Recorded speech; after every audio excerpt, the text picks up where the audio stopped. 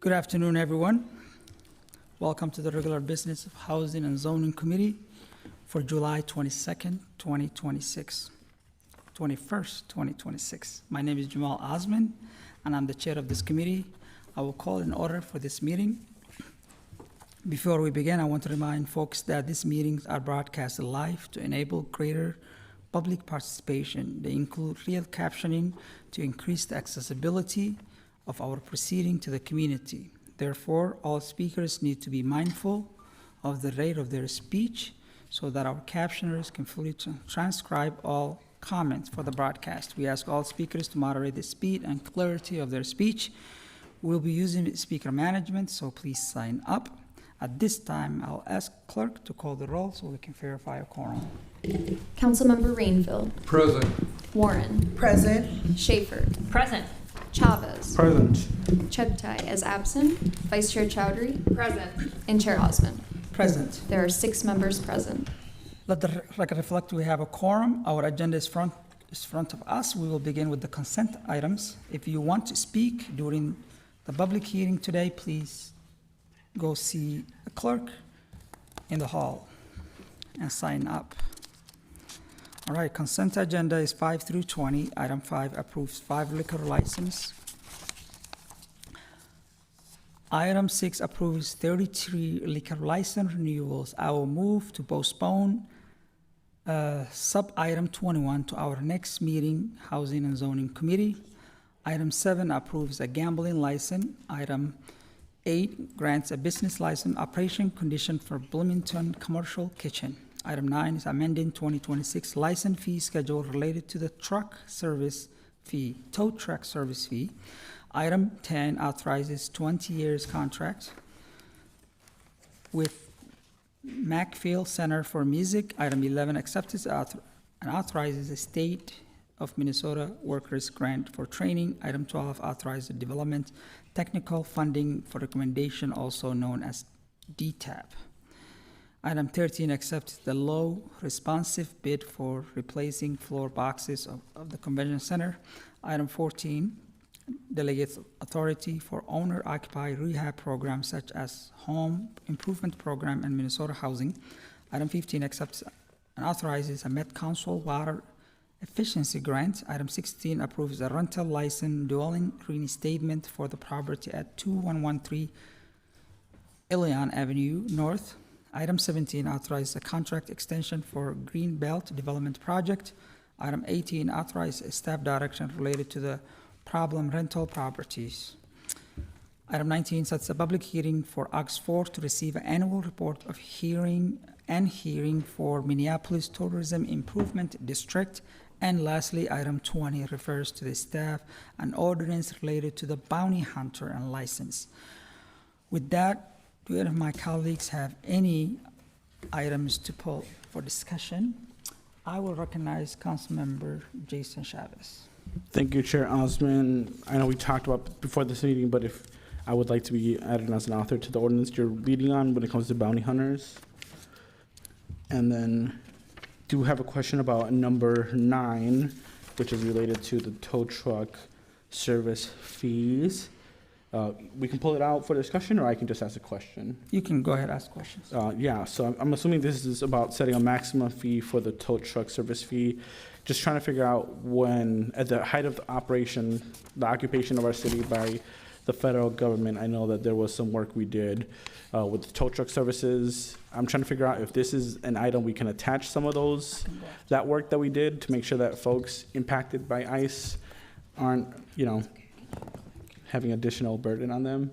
Would this be a similar item? Can we attach some of those things to this or not? So just trying to figure out.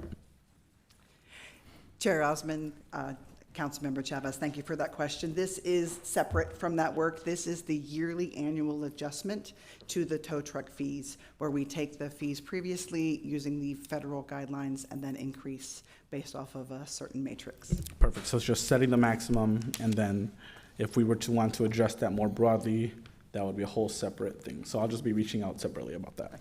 Yeah, so this is setting the maximum, so much like any other of the fees in the fee schedule, we make the recommendation and then it goes to the body. Perfect, thank you. And then Council Chair, Chair Osman, you pulled out, or you moved to delay an item on the liquor license. Yes, Can we just pull that out for discussion with that motion? yes, we can Thank do you. that. Item, item 21, item 6, section 21. You need to answer if he could be a co-author on the Bounty Hunters. Yes, I will. I'm happy for you to be a co-author of the Bounty Hunter ordinance. Are you done? Yep, thank you. Councilmember Warren. Thank you, Vice President Osman, Chair Osman. So I would like to pull item number 16. I have some questions about that. For the rental reinstatement license at 2113 Ilion Avenue North. Yes. Do you want me to list my That's it. questions now? Nope. Oh, okay. And then I don't see my staff direction on here. I know we amended it in the agenda setting. 18? Is it 18?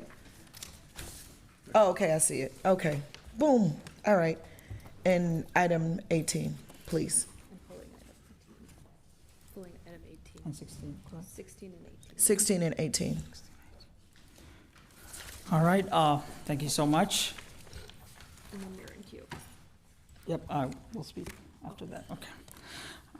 All right, with that, I will move all items except consent agenda item 6.21, and also I will pull out item 16 and 18 and move rest of the items. So all those in favor say aye. Aye. And those opposed say nay.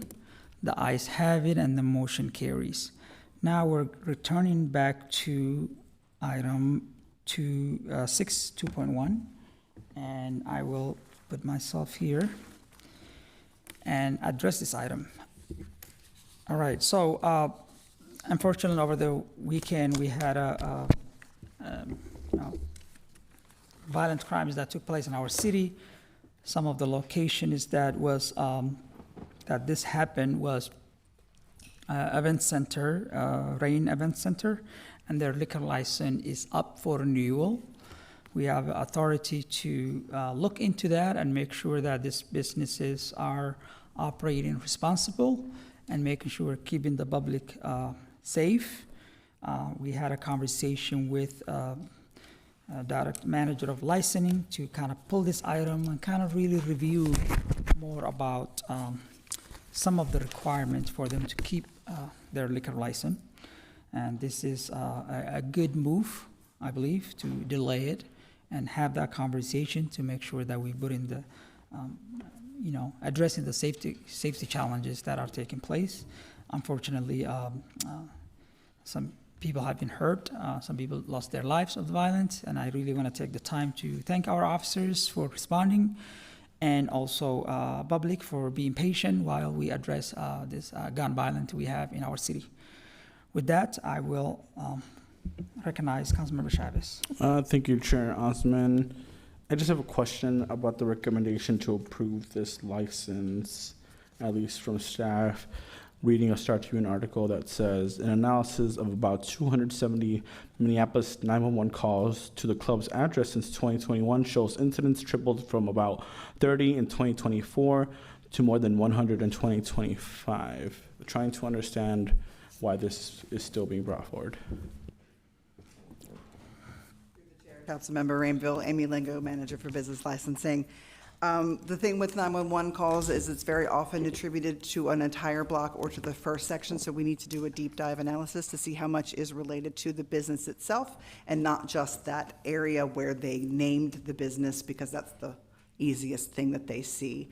So through the standard process, it looked like things were moving forward. We hadn't had any direct complaints. So we have recommended the pulling of this item so that we can have those conversations and that deeper review given the incidents from this weekend. Okay, thank you. All right, Councilmember Schaefer. Yeah, thank you for pulling this, flagging this, and looking forward to taking a deeper dive into those 911 calls and seeing if there is reason or additional discussions that we need to have with the property owner. The violence in our streets to this magnitude is outrageous, is unacceptable, and I am thankful for all of the first responders who responded in the moment and who have been responding since then to other areas on the border of my ward. And so we take this seriously. Please hear the council takes this seriously, and this is top of our agenda in this moment.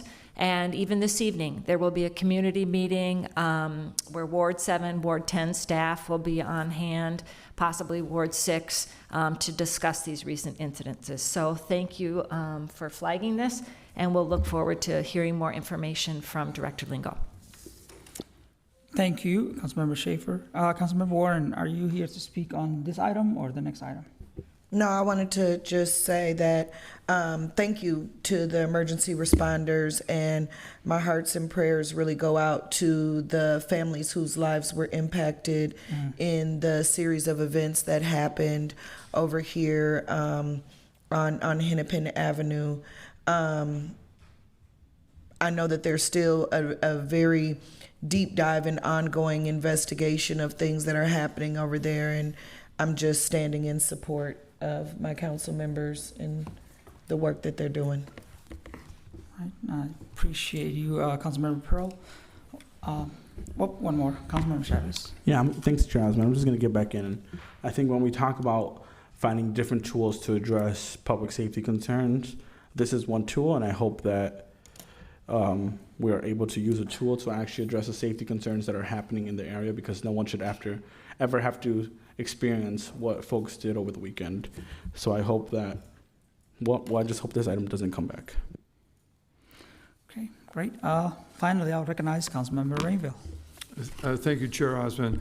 And a big thank you to the Minneapolis Police. I know you're representing the whole department now, but spread the word that all of us are united in our gratitude for that, the response to that horrific night, as well as every day. You show up every day risking your own lives to keep us safe. So the thanks from up here is unanimous today.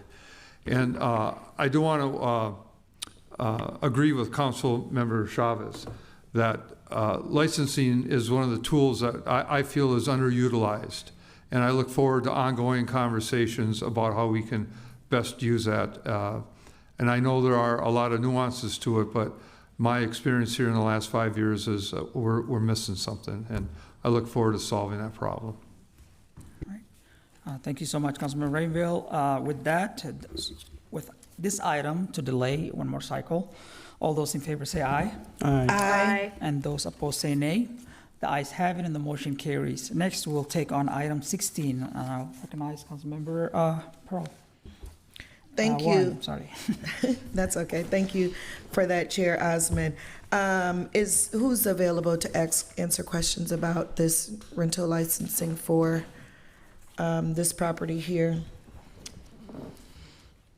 Hi, through Chair, Councilmember Warren, I'm Jordan Hooks. I'm the rental license operations analyst. Thank you. Jordan, I saw this was coming up on agenda and made it my business as the council member in the 5th Ward there to drive past the list of properties that were on the licensing application. All of those properties are owned by this same individual, Mr. Don Kleinberg? No, that is a former owner whose license was revoked in, I think, 2018. The current owner is Segundo Chimborazo, and he doesn't own any other properties. He doesn't own any other properties. So the other addresses that were listed on that application are not his properties? No, those were owned by the former owner, so that's unrelated to this reinstatement. So this is just for the property at 2113 Ilion? Yes, that's Which correct. is currently an occupied property. Is he living in that property? Not to my knowledge. It wasn't occupied at the time of inspection. Okay, well, when I drove past there, and I have pictures of there is people living in that property currently as it stands. So if the rental license hasn't been issued, how are people renting from that property, or is it owner occupied? Is it homestead at this time? I don't believe so. I'd have to double check my records. I can definitely look into that and get back to you. Okay. Well, then I want to postpone this until we know for certain. Okay. We can Thank do you. that. Thank you. All right, thank you so much. So Councilmember Warren made a motion to postpone item 16. All those in favor say aye, Aye. and those opposed say nay. The item passed, and next item we will take is item 18, and also Councilmember Warren. Thank you, Chair. Before you is the staff directive for problem rental properties, which is one of the things that we get to talk about today. And so in this legislative directive is the instruction to undertake and research analysis to identify the steps the city of Minneapolis could potentially take to strengthen the enforcement of rental licensing standards, maintenance and building code compliance, just to better ensure the health and safety and well-being of our residents here in the city of Minneapolis. Understanding the cost of feasibility and the potential steps of Minneapolis to take and create more upfront and ongoing oversight of rental properties throughout the licensing and inspection process. And I've had a lot of amazing conversations with Director Valquez about this, and I am excited to be working with him and his team through this process because it is a great deal of importance to the both of us. We equally share those thoughts and sentiments about wanting to ensure that there are better ways for individuals to obtain rental business license, and that those standards attract individuals who are going to do healthy and good business here in the city of Minneapolis. All right, wonderful. With that item, Councilmember Warren, moving forward with that item, all those in favor say aye. Aye. And those opposed say nay. The ayes have it and the motion carries. Now we are going to start the public hearing section. For everyone in attendance, especially those who might participate in our hearing or comment period, let me offer this notice. This hearing are being recorded and broadcasted. Both recording and broadcasted are classified as a public data under the Minnesota Government Data Practice Act. By attending and participating in this proceeding, your image and any testimony or information that you provide will also be subject to disclosure under the law. That includes, but is not limited to, your attendance, your name, and other personal details you might provide, as well as the testimony or comments you provide, which includes any written submission you make, which you are included in the record. All right, our first public hearing is to consider mayor's nomination of Enrique Velasquez to the appointment position of Regulatory Services Department Director. To introduce this item, we have been joined by the City Operation Officer, Margaret Anderson Kelleher, who I will now invite to speak on behalf of the nomination. Welcome, Madam. Thank you, Mr. Chair, for having me and allowing me to substitute in for the mayor today. Chair Osmond, Vice Chair Chowdhury, members of the committee, I want to just say that I am very proud to be here on behalf of Mayor Fry and proud to join today in supporting the nomination of Enrique Velasquez to continue on as the Director of Regulatory Services. Regulatory Services, of course, is one of the city's most public-facing departments. For a lot of people, it is a department that is the city because people see the members of the staff of Reg Services out on the streets all the time doing very important work. Reg Services plays a role in protecting the health, safety, quality of life of Minneapolis residents through inspections, licensing, animal care and control, traffic control, code compliance, as well as homelessness response. Under Enrique's leadership, the department has embraced a culture of innovation, collaboration, constant and continuous improvement and learning. And that comes with measurable results that we can see and feel. In housing inspections alone, Reg Services has brought 22 properties into compliance through tenant remedy actions. They've assisted 16 families directly with over $50,000 in relocation assistance to help prevent homelessness. They've advanced 20 prolonged vacant properties towards rehab and/or sale, and that helps improve neighborhood stability in each of our neighborhoods. In homelessness response, Enrique has built a nationally recognized team, the homelessness response team that builds relationships, both with our unhoused neighbors as well as with the other governmental units who have responsibilities as well in this area, with connections and compassionate engagement. In 2025, the homelessness response team alone engaged individuals 1,473 times. They offered shelter at every single one of those engagements. They made 276 referrals to housing, and all of this work helps us reduce unsheltered homelessness. We've also seen strides in animal care and control, maintaining a 92% live release rate despite caring for actually a record number of animals. This is one of the things out of the pandemic that we have seen, is there's just a boom of animals who need help and care as well as their humans. They've responded to nearly all priority 1 public safety calls within an hour, animal care and control, expanded low and no cost veterinary care that helps build stronger community partnerships to make sure that happens.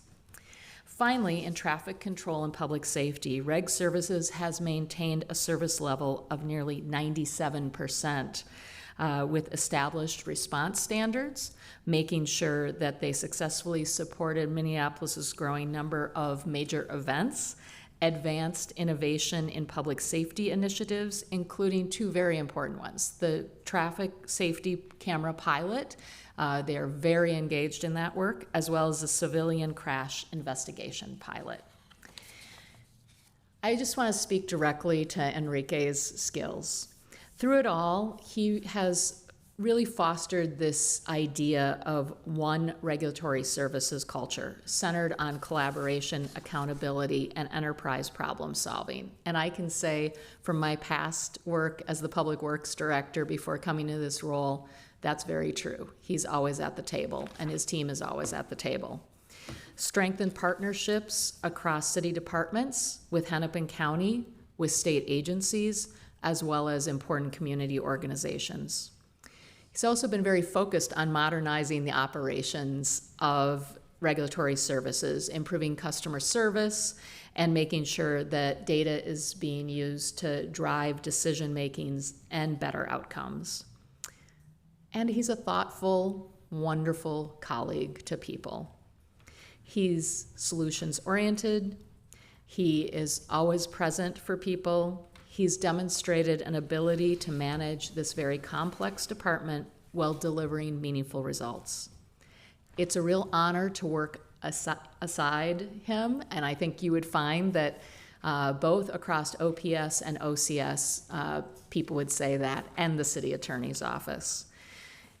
I join Mayor Fry in making sure that you know that we are urging your support today in having Enrique continue on as the Director of Regulatory Services. Thank you. Thank you so much, COO. And now I will proceed, open the public hearing, and recognize Rico. Welcome, sir. Hola, buenas tardes ustedes. Me llamo Ricardo Morales. Me llamo Rico. Hello, everyone. I am Rico Morales. I have been a lifelong resident of the state of Minnesota, and I have lived in Minneapolis since 1992. I represent the Hennepin County Lived Experience Advisory Group, as well as many other homeless response teams with Metro Transit and other organizations. And I wear a lot of hats, and I've seen and met the team, the homeless response team for the city of Minneapolis. I've seen and met regulatory services with the parking and the litter cleanup and open streets, and I've seen Enrique on a couple occasions in a professional way where we collaborate together, and I encourage you to continue Enrique's appointment here, because when I see Enrique and people like Enrique, whether it's black or brown or indigenous people, I see myself. I see others. I see all of us rising up together and being able to have opportunities and resources. And Enrique Velasquez has always been able to communicate, able to respond, the regulatory services, the parking meters. I'm always, looking at people parking, and I'm always riding my bicycle, or I live in Powderhorn Park now, and it's just a great city, and I only see greatness here in front of me. And I would like to see this great opportunity to continue with the reappointment of Enrique Velasquez. So thank you so much. Thank you so much for your testimony. Are there anyone who would like to speak? See none, I'll close the public hearing. With that, I'll move, nope, I'm sorry. With that, I will invite Director Enrique to come and give his testimony. I don't know what's going on. Well, thank you, Chair Osmond. Thank you, Vice Chair Chowdhury, and committee members, and our special guests. Thank you very much for being here. I'm Enrique Velasquez, the Director of Regulatory Services, and it has been an absolute honor to be here in this city. 10 years ago, I started working for the city of Minneapolis after a career spent in the private sector. What drove me here was the passion, the commitment, and the opportunity to do great things right here at home for my own community instead of overseas and other places.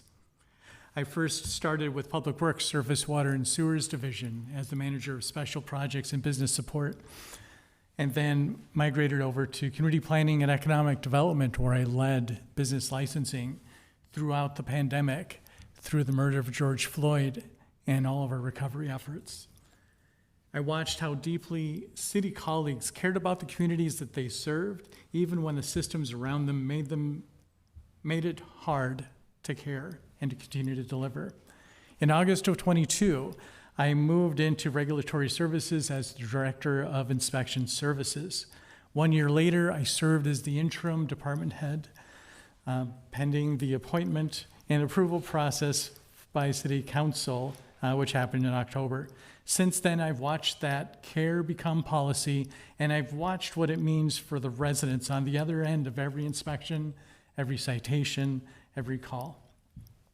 Before I go further, I'd like to express my sincere thanks to Mayor Fry, who's not here today, and to City Operations Officer Anderson Kelleher for the confidence placed in me in my nomination originally, and for the confidence in this reappointment that it represents today. To Chair Osmond, Vice Chair Chowdhury, and Business, Housing, and Zoning Committee members, thank you for the scrutiny, for the partnership that have made our work sharper than it would have been able to withstand alone. And to the nearly 200 regulatory services colleagues, I want to say this: you show up every single day to do hard, complicated work, often without recognition, sometimes facing criticism. You show up because it's the right thing to do. None of what I'm about to share happens because of one person. It happens because of every single one of you. Mayor Fry gave me a charge in 3 parts when he nominated me: communicate transparently, collaborate effectively across the city enterprise and with external parties, and do the right thing no matter what it costs. That charge has shaped every decision over these past 3 years. Operations and engagement processes every rental license and permit we issue, more than 23,000 rental licenses, hazardous material permits, fire commercial registrations, and so many more. They are the front door that thousands of residents and business owners and property owners use to reach and access the city. This committee's updated fee schedule are moving us towards true cost recovery, funded by those who use the service, not just reliant on the general fund to supplement. And process improvements have increased on-time rental license renewals across every tier. Since 2022, I pushed to fold Minneapolis Public Housing Authority properties into our rental licensing tiering program, a goal realized in 2025. We absorbed more than 700 buildings and 6,000 units. No additional staffing, no added funding. We did this so residents of public housing finally receive the same enforceable safety standards that private tenants have long held. Our homeless response team, you heard it from COO Anderson Keller, logged more than 1,700 engagements, leading to nearly 350 housing referrals just in the past year. One conversation, one connection, trying to help people exercise their agency to find that pathway to stable, supportive housing. Animal Care and Control sustained a live release rate above 90%, carried by a cadre of volunteers and foster families who showed up when this city couldn't shelter alone. And traffic control is expanding its reach into the public safety ecosystem, handling essential work where a sworn officer isn't required. That's good government. The right resources matched with the right response.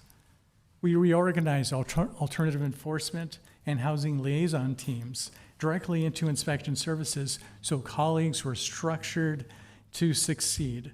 We publish our violations, rental tiering, and homeless response dashboards so residents can see exactly how this department operates. We reshaped how we show up for unsheltered residents, expanding beyond outreach into identification, recovery, and coordinated entry intake with expansive outreach alongside Hennepin County, Metro Transit, our mobile medical unit, and community partners with one goal: to make homelessness rare, brief, and non-recurring. What it revealed is this: regulation done with people at the center is compassion, structured and made accessible to everyone we serve. We've come a long way in these 3 years, but we're nowhere close to done. Our vision is one housing standard across the entire city, regardless of race, socioeconomic status, residency status, national origin, gender, or ability. Not a standard that bends by zip code or by who owns the property, but one that every resident can count on. We will not stop until we can say definitively that we have achieved that standard, and we'll get there in partnership with community, because it's the people living this reality who are the ones who will tell us when we have truly reached that goal. Every result I've named represents a colleague who chose to see a resident, a neighbor, an animal, a pet, before they saw a case number. That's the culture we've built, and that's what we are still building in regulatory services. So I believe this department is only getting started, and it's my humble ask of this committee and of City Council to keep building it with us. Thank you. Thank you so much for your testimony. And my colleagues, if you have any comments or question, please sign up to speak. I put myself in queue, and I just wanted to really take the time to thank you, your leadership, and you and your staff have been a good partner in my work, which has a lot of challenges when it comes to responding to a rental issue, heat, elevator. Even though the elevator is not under you, but you do reach out to the state and talk to them. You are always available to respond. And this department is very important to our residents to keep them healthy and safe. Your leadership has, since 2023, has really been amazing for this department. And wanted also to note that you have taken a very challenge issue when it comes to Um, the unsheltered homelessness is a serious concern in our city. A lot of people are living in the cold weather outside, but you have, it was an easy task to take. This was moved from health department to your department, and with less resources. I remember talking to you, and some of the homeless outreach team taking their personal cars to really go in encampments and talk to folks and offer services, which, of course, is not the best way to approach. And that is one of the things we discussed, even, having a budget item to buy them a van so they can at least continue building that relationship with folks that are, that are unsheltered, that are dealing with all kinds of challenges in our city. You also have done a lot of amazing work with government partnerships like the county, the Met Council, the MnDOT. You have heard me many times that, hey, the bridge might not belong to the city, but it does belong to the MnDOT. So somebody got to go pick up the phone and call, and you have done that. I'm really excited to support you, and I encourage my colleagues to, yes, we do face a lot of challenges, and it requires a lot of leadership and patience and working with the council members, going to the meeting in the communities and kind of showing up and showing that you care, and that is something that you have demonstrated for your time here. And I'm glad the mayor, renominated you to continue to work. Your team is amazing. Thank you for your services. And I'm excited to support you, and I encourage my colleagues to support you as well. I see if there's anyone who would like to comment. I see Councilmember Rainville.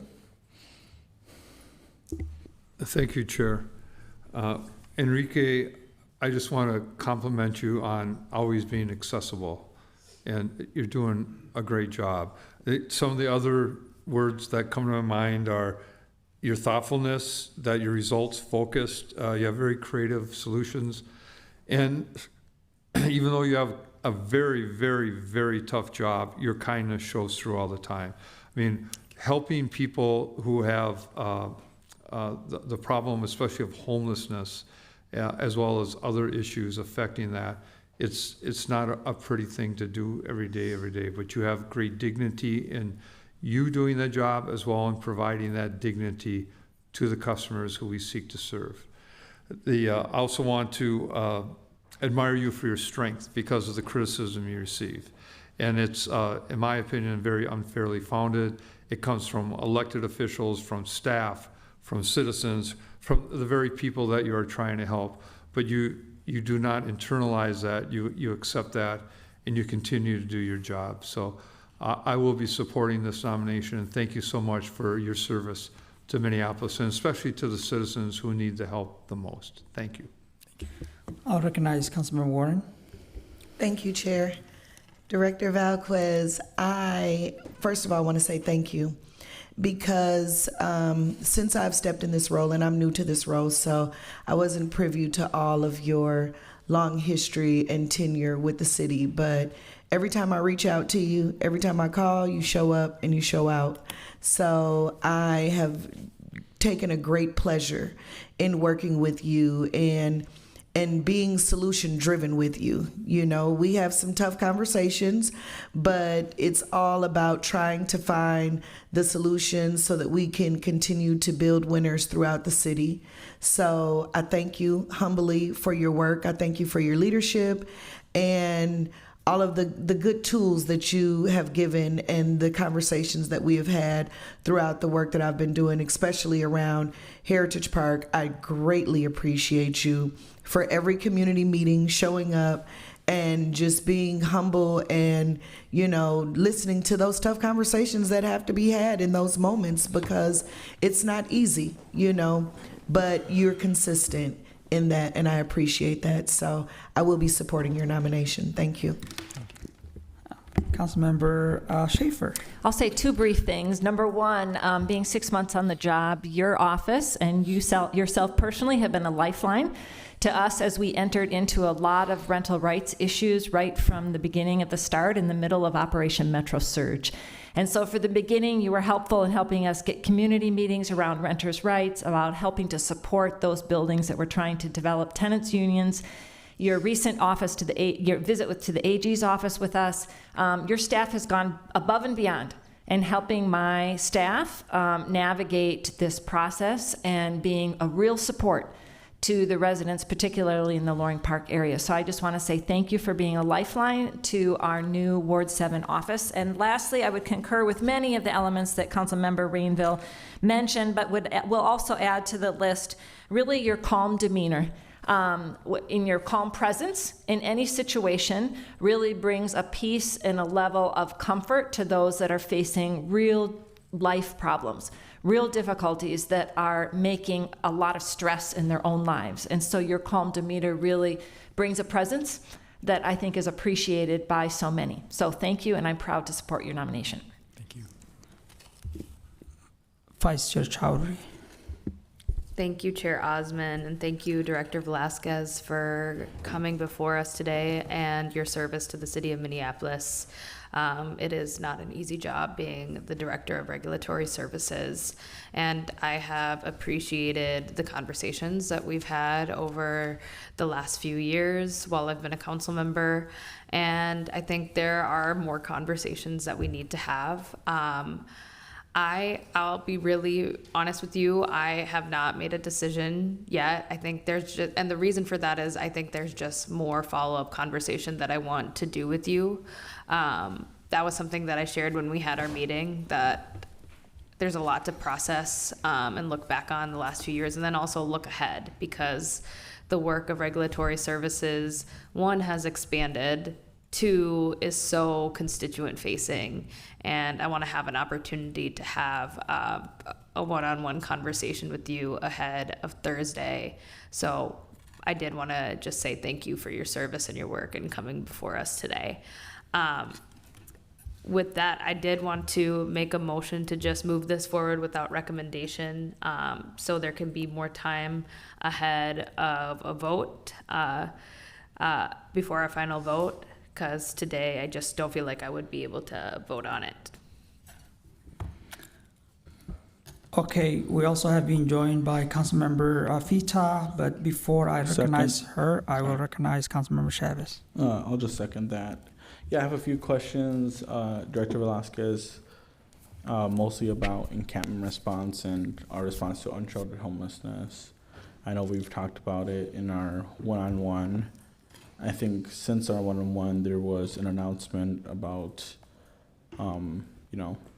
quote-unquote open drug markets, encampments. And I think for me, I saw you at the press conference on a video. So I guess I want to hear your approach to unsheltered homelessness, and because I'm kind of concerned if the focus is just targeting those who are homeless and have addiction. And I guess I want to hear your approach as you want to have 4 more years as a Director of Regulatory Services. Certainly. Through the chair, Councilmember Chavez, thank you for the question. So our approach to unsheltered homelessness largely remains unchanged. What we started seeing in community is that more drug dealers were moving in, taking advantage of individuals that were in the throes of their addiction, trying to find a pathway out. And we were just spinning, circling the drain, trying to find a solution. So the new approach offered by the Office of Community Safety is intended to target the drug dealers so that we can separate them away from those that are experiencing the effects of substance use disorder and surrounding community members that are surrounding those individuals, so that we can do the important, earnest work of engaging with those individuals through outreach, through engagement, not just our homeless response team who are here with us today, but also with Hennepin County and their service partners, so that we're making concerted efforts to be there, be present as often as possible, to get all of those different no's and all the different ways that people turn us down, to turn them into yes. So that's our approach. We're going to keep on showing up. We're going to stay in those different spaces. And yes, there is some enforcement happening, specifically targeting drug dealers. So it's not unhoused people that are using drugs that are struggling with addiction then? Through the chair, Councilmember Chavez, there's probably a portion of the unsheltered community that are experiencing addiction or substance use disorder. That's not the focus of this this current effort. Yeah, I think I'm going to have to get more information about this, quote, new approach, because that's not what was communicated to the media. I think what was communicated to the media is that it would include unsheltered individuals that are using drugs or struggling with addiction. So I guess I would like to get more clarification on this new approach and what this new approach means for the entire department and how you are going, as a director, going to be handling this. I think, yeah, so I have a lot of questions. So, yeah, I guess that's mostly my main thing that I want to get to the bottom of the response to unsheltered homelessness that regulatory services is going to have, which I think even just talking about how encampment response is under regulatory services, this should be under the health department, feels a little weird to me, but yeah, that's not a decision you get to make. Councilmember Vita, welcome. Thank you for having me. I was watching on TV and I thought, ooh, I could just walk in there. And so I'm here. Thank you, Director Velasquez, for even accepting this recommendation from the mayor, because it is a really tough time. I always say the two toughest positions in the city enterprise are the chief of police and the director of regulatory services. And so I really do appreciate you accepting the nomination at this time and wanting to continue this work.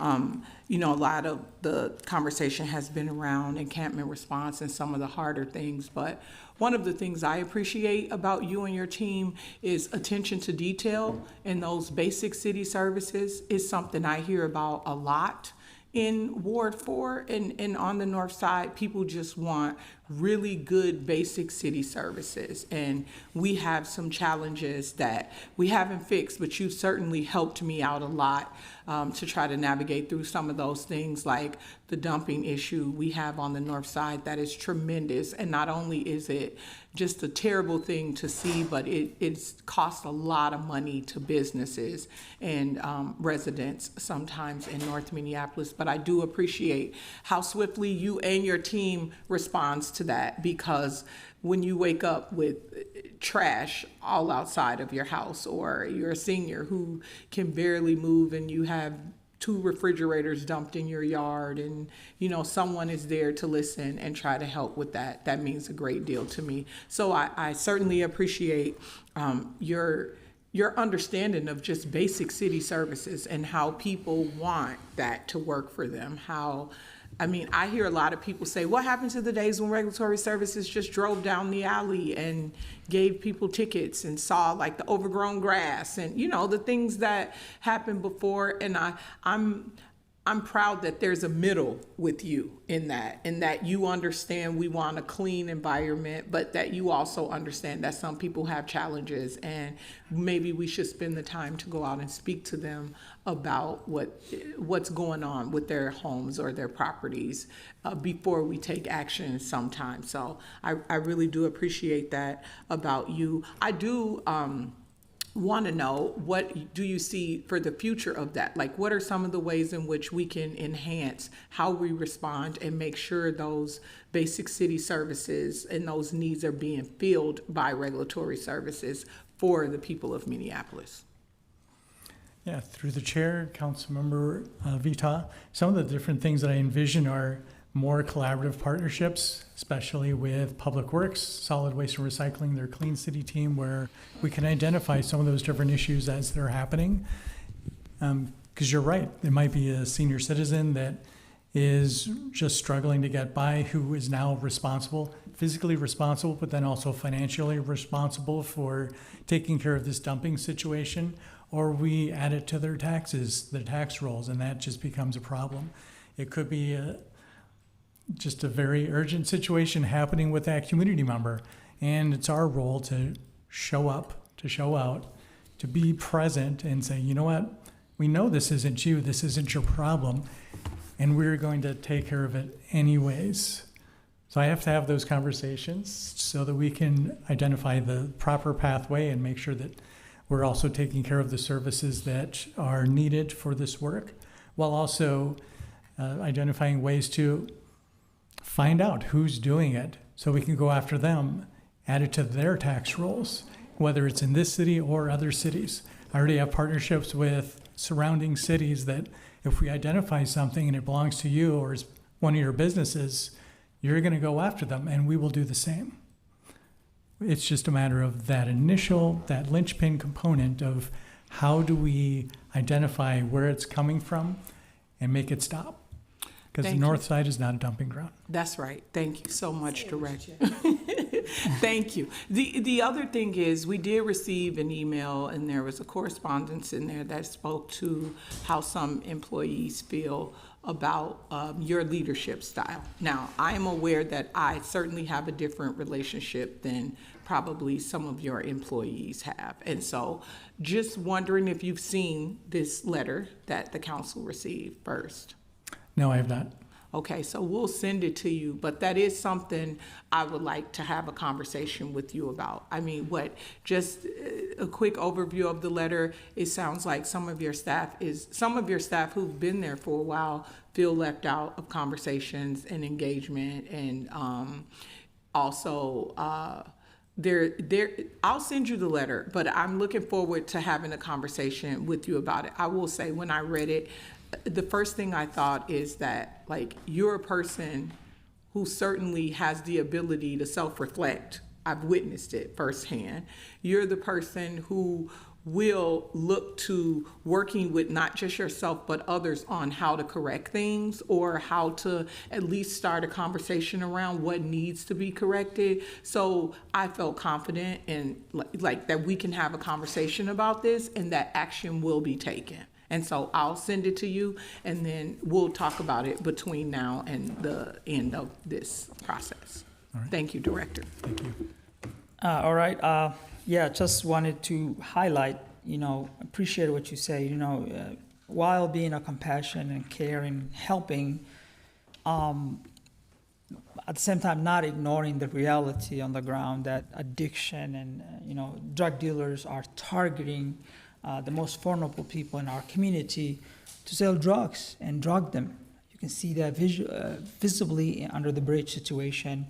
And I remember that press conference that a lot of promise was made, and I was just having a conversation with CEO. Hopefully that could be followed, that we are tackling where this problem is coming from, which is drug dealers that are bringing chemicals that can kill people that are just, really, you can see it in our neighborhoods, in our cities, and that's just unacceptable. We can't ignore that.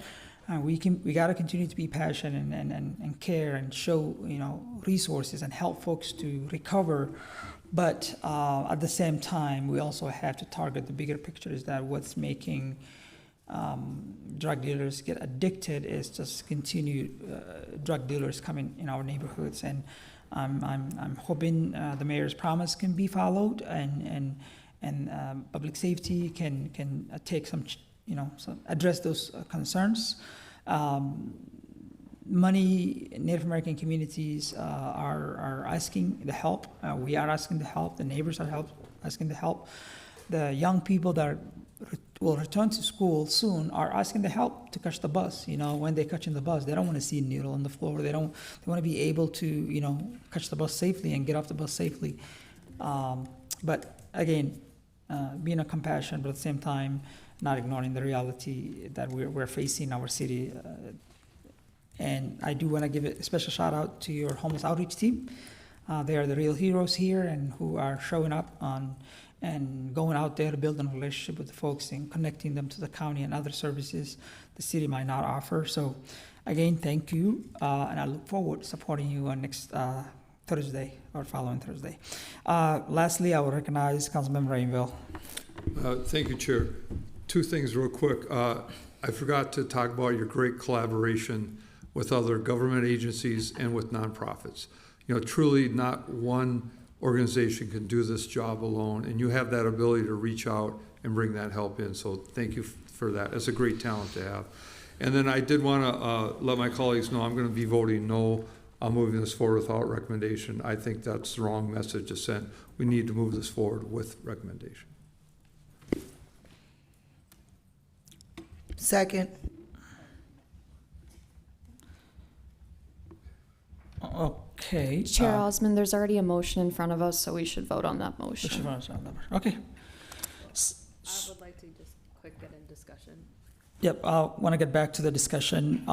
For me, I would recognize Vice Chair Chowdhury, but I think the motion was based on just trying to catch more time to have a conversation, to have a discussion on, I do support you, but at the same time, I do also support a motion without recommendation. I think it does make sense. There are some council members who have questions and follow up, and that is something that we have done it here many times. But Councilmember Vice Chair Chowdhury, please go ahead and make your comments. Thank you. Colleagues, I would appreciate your support in moving this forward without recommendation. Oftentimes in committee, we offer each other the courtesy when a member is not ready to make a decision to move something forward without recommendation, and I'd like that to be offered to me as well, because similar to Councilmember Vita, I have questions about the letter that I received from the employees within the department, and I have not had a chance to address that with Director Velasquez. I also have questions that I'd like to address about just like the greater vision for how we are resolving the issues that we see as it comes to rental inspections and tierings. Like, that's been an issue that's been brought forward. I also would like to discuss this approach around breaking down open air drug markets. That wasn't something that I've had a chance to communicate with Director Velasquez since our last meeting. That's something that came to light after our meeting, and it's a big topic. So I'm unable to make a vote today, and if we have to make a vote today, which I think is kind of unfair, I would have to vote no, which I'm not ready to make a decision on. So I'm asking members to just offer me and other members who may not be ready to vote today that courtesy. All right, thank you so much. I see no one else. I will ask clerk to call the roll on this item to move it forward without recommendation to the full council. Councilmember Rainville. No. Warren. No. Schaefer. No. Chavez. Aye. Chuktai is absent. Vice Chair Chowdhury. Aye. And Chair Osmond. Aye. There are 3 ayes and 3 nays. That motion fails, so I am going to proceed to move it with recommendation. Oh, Councilmember Rainville, sorry. Thank you, I was going to make that. Yeah, please. You beat me to it. Sorry, I didn't see that. But yeah, Councilmember Rainville, intention in my motion is to move it with recommendation. As clerk, to call the roll. I'm on cue. Oh, you are in queue as well. Okay. Councilmember Chavez. Thank you, Chair Osmond. I'll be voting against your appointment, Director. I wish I had more time to make a decision, but since it's not able to move forward without recommendation, I guess I have to make my vote today, and I won't be supporting your nomination. Thank you. All right, Councilmember Chowdhury. Yeah, thank you, Chair Osmond. Yeah, unfortunately, I will not be able to support your nomination today. There's several things to talk about. I do want to just speak to the staff within the Regulatory Services Department. I really do appreciate your work deeply. I know that times are tough in the city of Minneapolis, and I see your effort. I think it's important just to state that there are just these larger conversations that just need to happen with the director and myself. I also just really want to express that in the last few committees, whenever there was an item where members expressed a motion to move something without recommendation so people could have time, we've allowed for that. And if that's a norm that we're changing, I suppose that's a norm that we're changing. I wish that wasn't the case. I think it just gives us necessary time, especially when members request more time for conversation. But again, Director Velasquez, thank you for your service to the city of Minneapolis. Councilmember Warren. Thank you, Chair. And I just want to say to my colleagues, I hear you and I understand. I think that as representatives in our seat as council members, that it is our fiduciary responsibility to, be very intentional about reaching out to these city departments and formulating these relationships.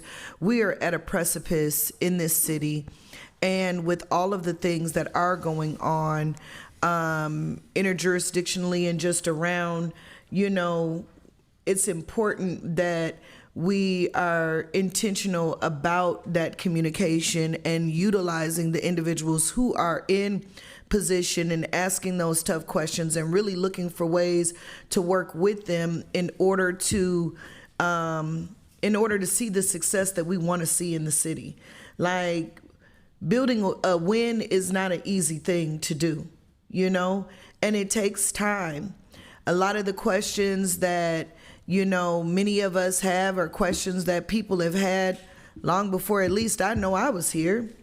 But then what are we doing with that information, and how are we being intentional and pivotal around, strengthening things around regulatory? I know that there's been a lot of work that has been being done in conversations, even with other council members, about our tiering system, right?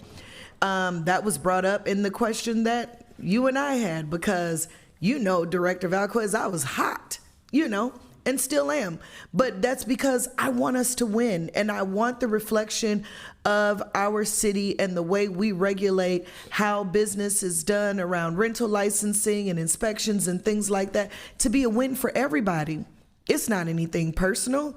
It's how do we strengthen our front line so that we represent each other well. I want to represent and be representative of regulatory services. I want to be a good representative of CPED in this seat where I sit with council, because that shows a strong fostering in relationships and how we move forward to help improve one another so we can all stand strong together. I mean, we Minnesota, we stand at the top of the map for a reason, So with that being said, I mean, there's going to be plenty more opportunity and we're going to have, many more chances to get it right. And I think that it's just going to take a lot of collective efficacy.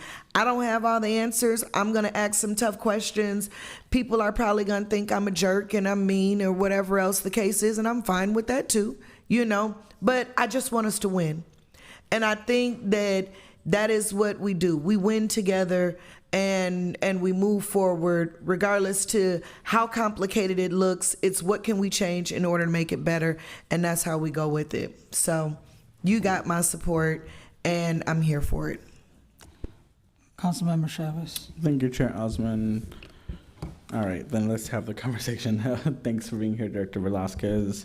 I want to read you the letter that ASME sent and maybe give you an opportunity to just publicly address it. I think that would be helpful for me as an elected official. It said, Dear Minneapolis City Council, ASME Local 9 gave its members the opportunity to provide comments about each department head nominated for reappointment by the mayor and being considered by the City Council. This email contains our feedback about Regulatory Services Department Director Enrique Velasquez. ASME Local 5 asked its members the following questions, and a summary of the response is included. Does this individual treat employees fairly and consistently? Responses were mixed. Members noted that his approach to discipline is not fair or proportional to the situation. Does this individual foster a respectful and inclusive work environment? Responses were mixed. Members stated that Enrique's disciplinary decisions lack compassion or empathy for employees. Hardworking, longtime city employees do not feel valued. Does this individual effectively resolve workplace issues? Members mostly responded no. They noted that management seems to make scapegoats of department staff instead of taking responsibility. Does this individual communicate workplace updates and issues to you in a clear and timely manner? Members mostly responded no, indicated they heard hardly ever from him and do not see him in divisions of the department. Does this individual follow the term of your collective bargaining agreement? Responses were mixed. Members pointed out that Enrique does not follow progressive discipline as laid out in their collective bargaining agreements. Please share any other input you think is relevant to this individual's interactions with ASME. Several members noted that, personally, Enrique is kind, intelligent, and caring. Unfortunately, these traits do not carry over into his leadership style. A department director's job is to do the right thing, even when it's hard, and to shield his employees from the politics and unearned criticisms that surround our work. It appears that Enrique will never challenge the will of his superiors, and the rank and file employees of the department become the casualties of his, I can't read that last word, in solidarity. So Director Velasquez, can you just respond to this letter? Sure. Some of the different values that we hold within regulatory services are transparency, integrity, continuous improvement, and holding people accountable. It's that accountability piece that tends to rub people the wrong way, where they don't necessarily see the work that we're doing as holding people accountable as fair or consistent. Sometimes the discipline is a little bit more elevated, not because it doesn't fit the specific issue, it's because the egregiousness of the issue that we're facing, and I can't go into any specifics of what we're talking about. The egregiousness, even though it's a first offense, requires a more elevated response.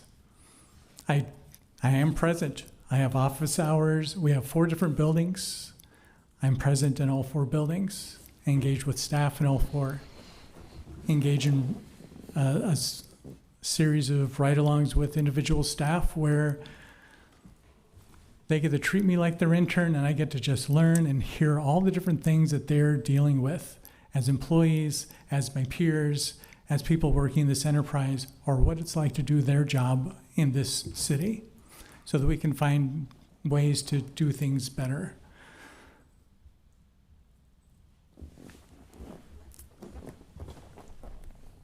So you're done. Councilmember Fita.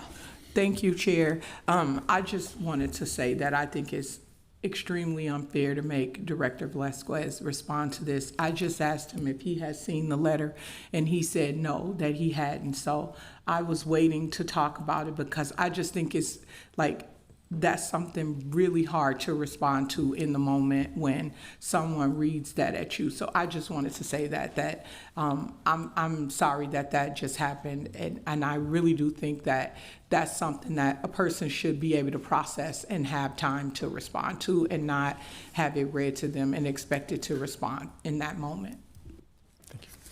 All right, wonderful. Thank you, sir, for all your, Councilmember Warren is back. First of all, thank you for whoever completed the survey. Here's the issue that I have with that. When you do a survey like that, does that go to your superior? Does it go to, people have an opportunity to write a letter like that? Do people have an opportunity to talk about it or talk about areas of improvement or what have you? How many people completed that survey? Is that just the opinion of 5 or 10 people, or is this opinion of the entirety of the department? So that information is not being displayed. That letter does not constitute absolutely anything. If you're doing something like that, then you need to present it to the person and then talk about a means of corrective action and behavior, or how someone has the space and the room in order to approve things about their character. But if you write a letter like that and attach a survey to it and you keep it to yourself, then that means that you're not providing any space for anyone to approve upon absolutely anything. You just want to sit and rest with those opinions all your own. And that's not fair to anybody. Everybody deserves the space to self-correct. Everybody deserves the space to improve upon who they are and how they are moving about carrying about the business of this city and anywhere else. If you're not given that opportunity, then that's weak. So you got to give people an opportunity, and you have to allow for those things to be open. If I tell one of my council colleagues or write a letter to somebody and say, so-and-so hurt my feelings, but then I never confronted with that person, I'm not giving them an opportunity to right their wrong or to correct themselves. Like, come on now, we're adults here. Let's do real work and get this city under control here and get some things in order. That's what I'm interested in, the end. Thank you. Councilmember Vice Chair Chowdhury. Yeah, thank you, Chair Osmond.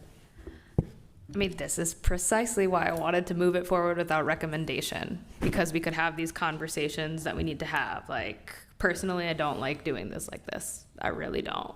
I respect our ability to, and your accessibility to me and the conversations that we have had.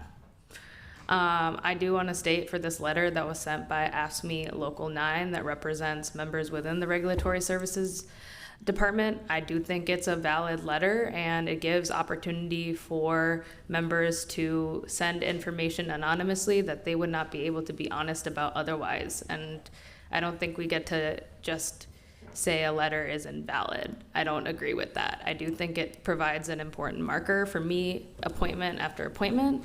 What has always mattered to me is, how do the people within your department feel, and how's morale? Like, it's a tough city to work in. And I understand that this can't be encompassing of every single person. I think the letter said that information was mixed and things were highlighted that were themes. And it is our job as a board that considers these appointments before us to consider that. And Director Velasquez, even though we're not moving forward with recommendation, I do look forward to having a conversation with you about it after you've had some time to process and discuss some other things. Like, I'm really interested in talking through what I kind of find as a troubling approach of making mass arrests in lieu of like a larger strategic vision that isn't accessible to me in terms of how we're addressing drug dealing, addiction, homelessness. Like, I really think you and I have to kind of dig in on that. And these appointments have been an opportunity also for us to kind of have that type of check-in looking ahead into the future. And I also think this appointment provides that opportunity after years and years of work for the workers within the department to weigh in, and that's been a theme. And I don't want to discourage workers within departments giving their voice, because I think it matters, because we want to be a choice employer in the city of Minneapolis. We do. We want to retain and have staff want to work in the city of Minneapolis, and we want to have good public servants. And if public servants are putting up the flag to us that they have concerns within leadership, we owe it to them to listen, and we owe it to them to have a path forward to correct it. And I don't want to be a part of invalidating the information that's there or saying that it doesn't carry weight, because it does carry weight. Otherwise, we wouldn't be speaking about it up here. And again, that's why I wanted to move it forward without recommendation today, so we could have the appropriate conversations necessary. All right, members, I just want to remind you all that we do have a long agenda today, so I'll be quick. Councilmember Chavez. Thank you, Chair Osmond.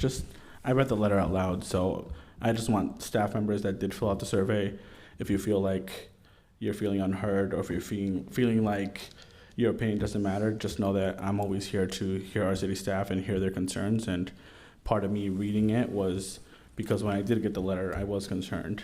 And I think that if you are in the Regulatory Service Department and you express your concerns, just know that I hear you. Thank you. All right, seeing no one else, with that motion to move this item with recommendation, I will ask clerk to call the roll. I'm in queue. Oh, I'm sorry, Councilmember Warren. I'm just gonna say this, I hear you too, but don't write letters about people and then not share the information with people, because that serves as a disservice to what it is that you're trying to do. If you want people to be better, share the information openly. If you're concerned about any type of, there's not anything that comes as survey is anonymous, but you can't just survey people and what have you, and then you not share the information with somebody. If you have concerns, you should address those concerns. There is just some matureness that has to come into play here. And I hear people, I'm not discrediting anyone's feelings or how anyone feels about what they want to see or changes brought about in the department. That's for the department to discuss within the department. Everyone deserves the right to be heard, but you have to put that stuff out there so that it can be better together. That's all I'm saying. The N. Clerk, please call the roll. Councilmember Rainville. Aye. Warren. Aye. Schaefer. Aye. Chavez. No. Vice Chair Chowdhury. Nay. And Chair Osman. Aye. There are 4 ayes and 2 nays. That motion carries. Thank you. All right, next public hearing is application for Strange Loop Laboratory in Ward 7 for a liquor and general entertainment license. I will have a director of business license, Amy Lingo, to give us information about that item. Welcome. Thank you, Chair Osman and committee members. I am Amy Lingo, Manager for Licenses and Consumer Services. Today, I am presenting an application from Strange Loop Projects, LLC, DBA as Strange Loop Laboratory, located at 1629 Hennepin Avenue, Suite 100 in Ward 7. The applicant is requesting an on-sale wine and strong beer with general entertainment license. If approved, they intend to operate a performing arts and cultural venue presenting live theater, dance, multimedia art exhibitions, and community-based arts programming with wine and strong beer. Strange Loop currently has a theater license at this location, and they are located in the Loring Corners building. The theater has 140 seats with a theatrical space and will have a back bar area for patrons. The hours of operation are all indoors, and it will vary by programming, usually from 10 a.m. to 11 p.m., sometimes later, for selected events as permitted by the city ordinance and their zoning code. Public hearing notices were sent to residents, property owners, and posted on all residential buildings with 4 or more units within 650 feet of the premises. Notices were also sent to the Citizens for Loring Park, the Downtown Council, and Councilmember Schaefer. We received no comments from the community. A review of any complaints, 311 calls, police calls, and any operating conditions found no significant issues concerning the business and issuance of this license. Licenses and Consumer Services Division recommends approval of an on-sale wine and strong beer with general entertainment license. This concludes my presentation. At this time, I'll stand for any comments or questions. All right, thank you so much for that presentation. I'm going to open the public hearing and see if there's anyone who would like to speak. I have Savannah Franks. Maybe they're waiting. Maybe they're coming. I'm going to say it one more time. Savannah Franks. If you are on the overflow room. Yeah, it looks like Up, there we go. Up doesn't matter. it. No. Hi, welcome. Please. Go ahead. Hi, thank you so much. I'm Jonna Franks for Strange Loop Projects and Strange Loop Laboratories. What do you like to make? What would I like comments? to say? Yeah. Yes, it sounds like you have an idea of what we do, and I saw many of your faces at my space, so thank you so much for taking time to visit us there, and for everyone who's supported and offered us guidance through this process. This license is about a lot more than just offering an amenity for our guests. The revenue will be a really important, sustainable thing for us financially as a small arts organization. It will also allow us to help keep our ticket prices lower, making our programming more accessible for our community. And we were really excited to just be able to continue to be a vibrant and stable arts organization contributing to the landscape of our city. Right. Thank you so much for your testimony. I will close. Is there anyone else who would like to speak? See none, I'll close the public hearing and recognize Councilmember Schaefer to make a motion. Yes, I would like.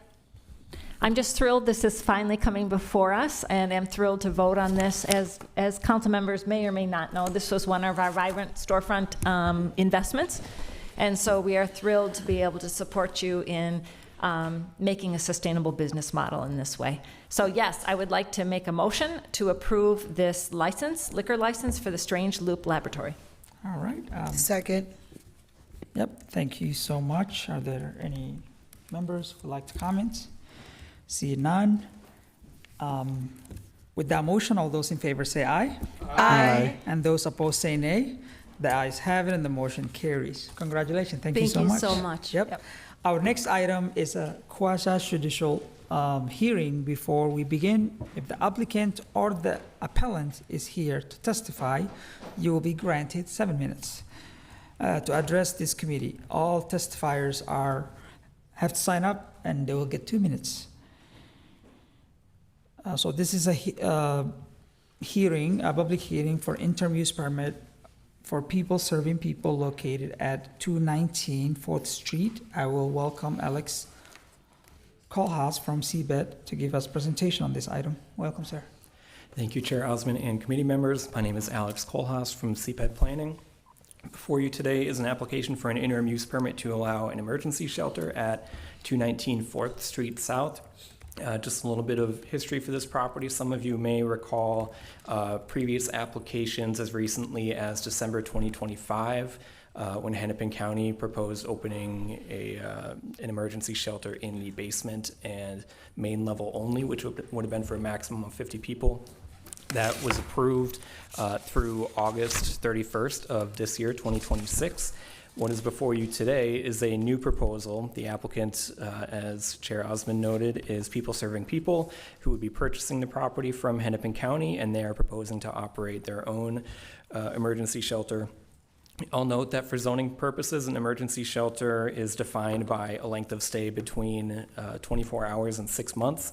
In this case, the proposal would use the entire building, so 5 stories plus the basement. And they are proposing to use the property in this manner on an interim basis until no later than August 31st, 2029.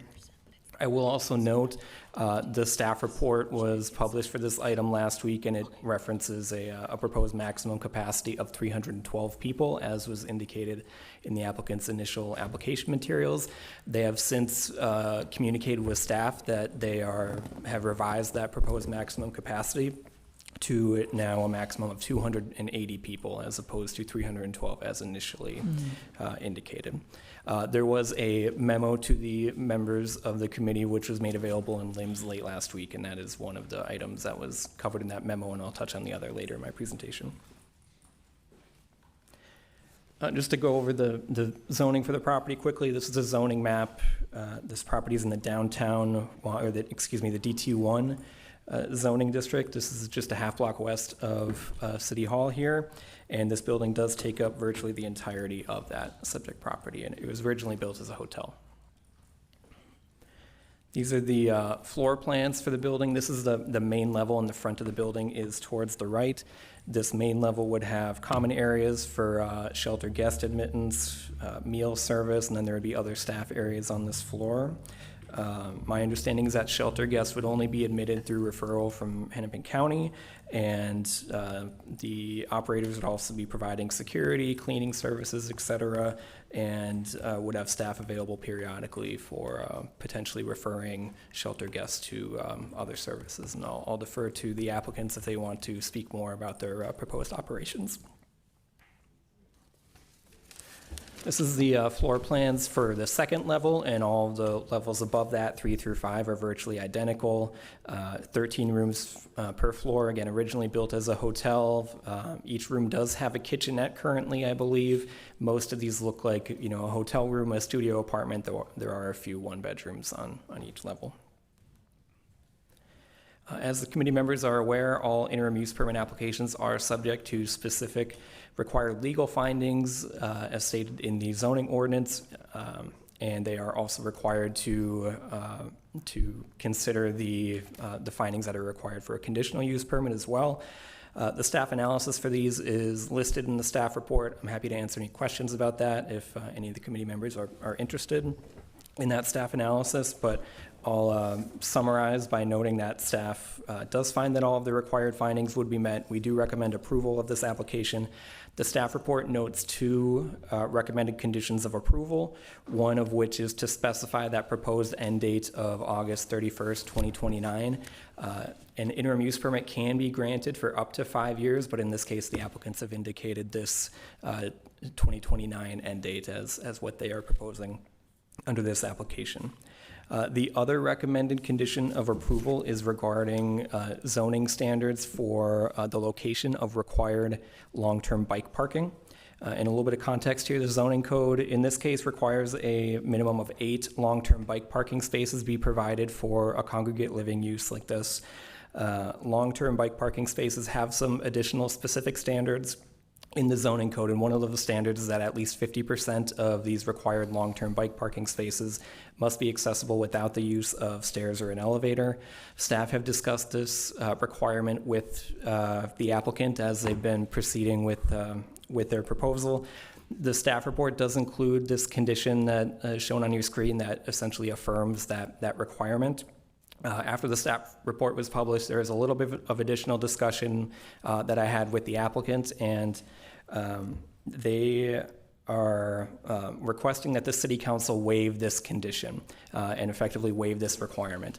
The zoning code does allow the city council to waive conditions or requirements of the zoning code which would apply to an interim use permit.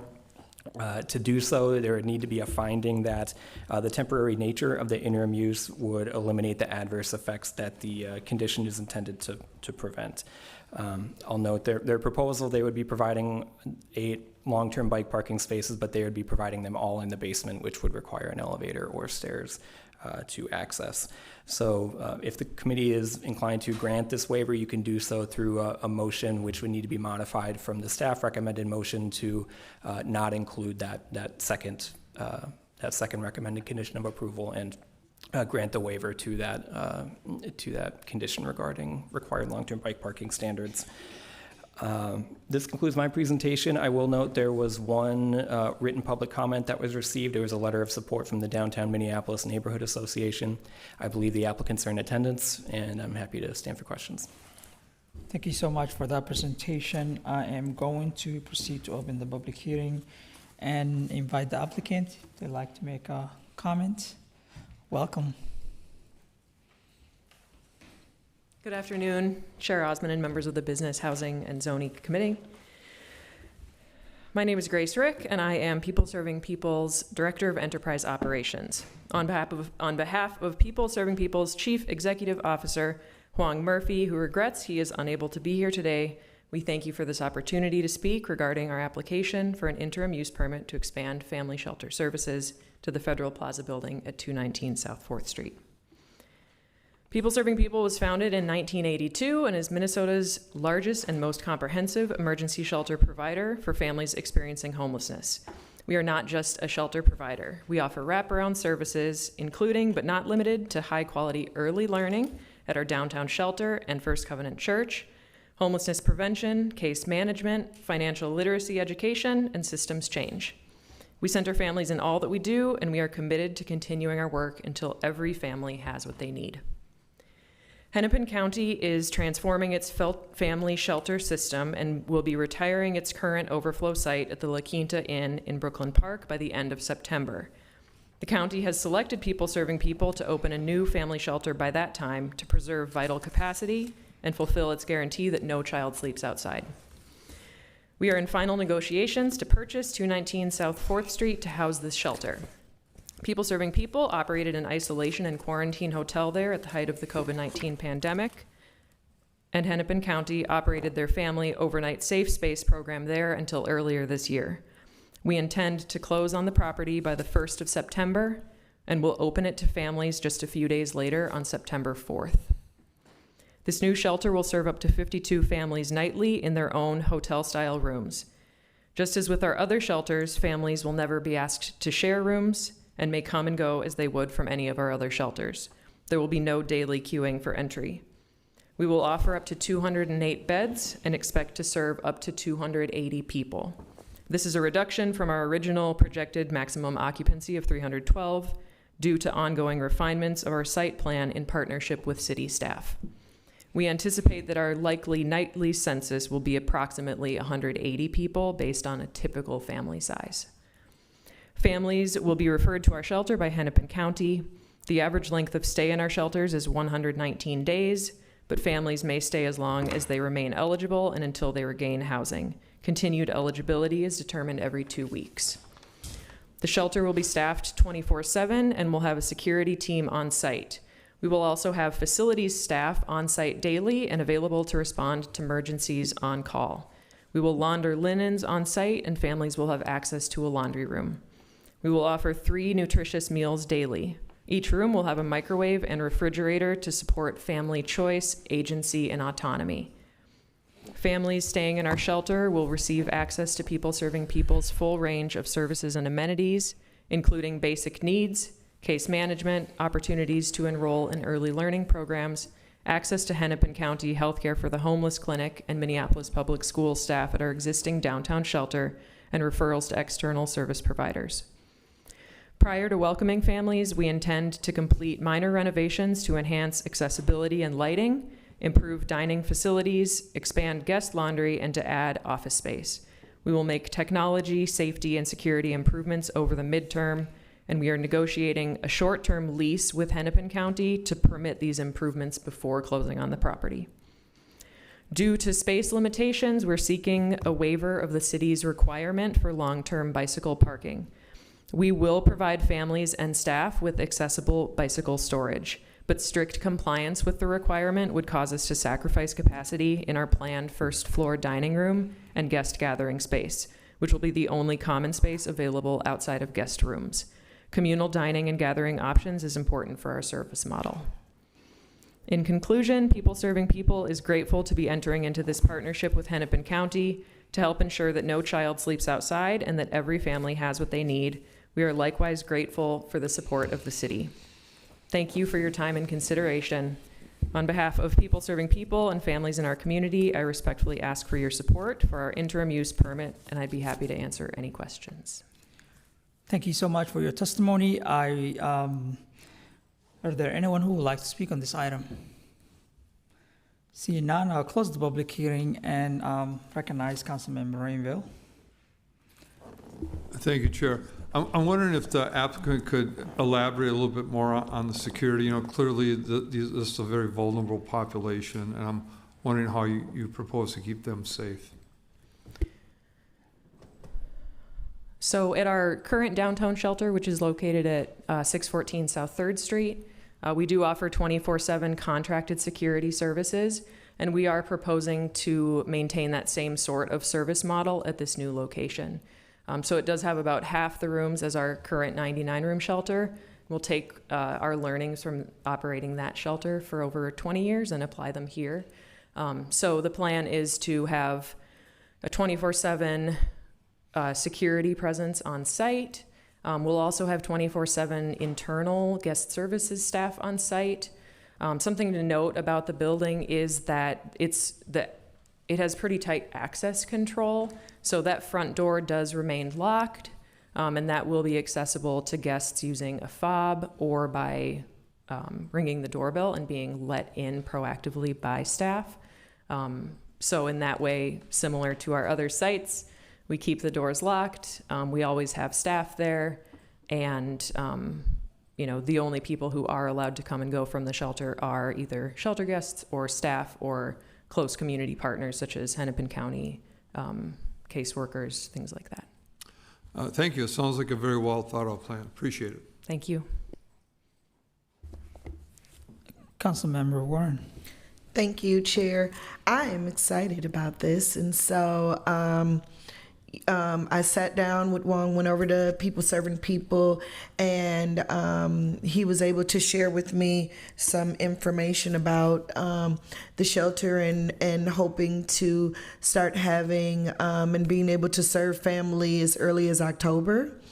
So that is something that, I'm excited that we will have more space to be able to provide a good environment and a greater sense of independence. I know that's something that doesn't exist in the People Serving People site, that people don't have those, small cooking facilities or ways to store food inside of their rooms or, personal things to meet their dietary needs. So I think this is a great opportunity for people and a good way to serve our population in the city that are seeking housing and are in transition. So thank you for uplifting this, and I'm excited to support it.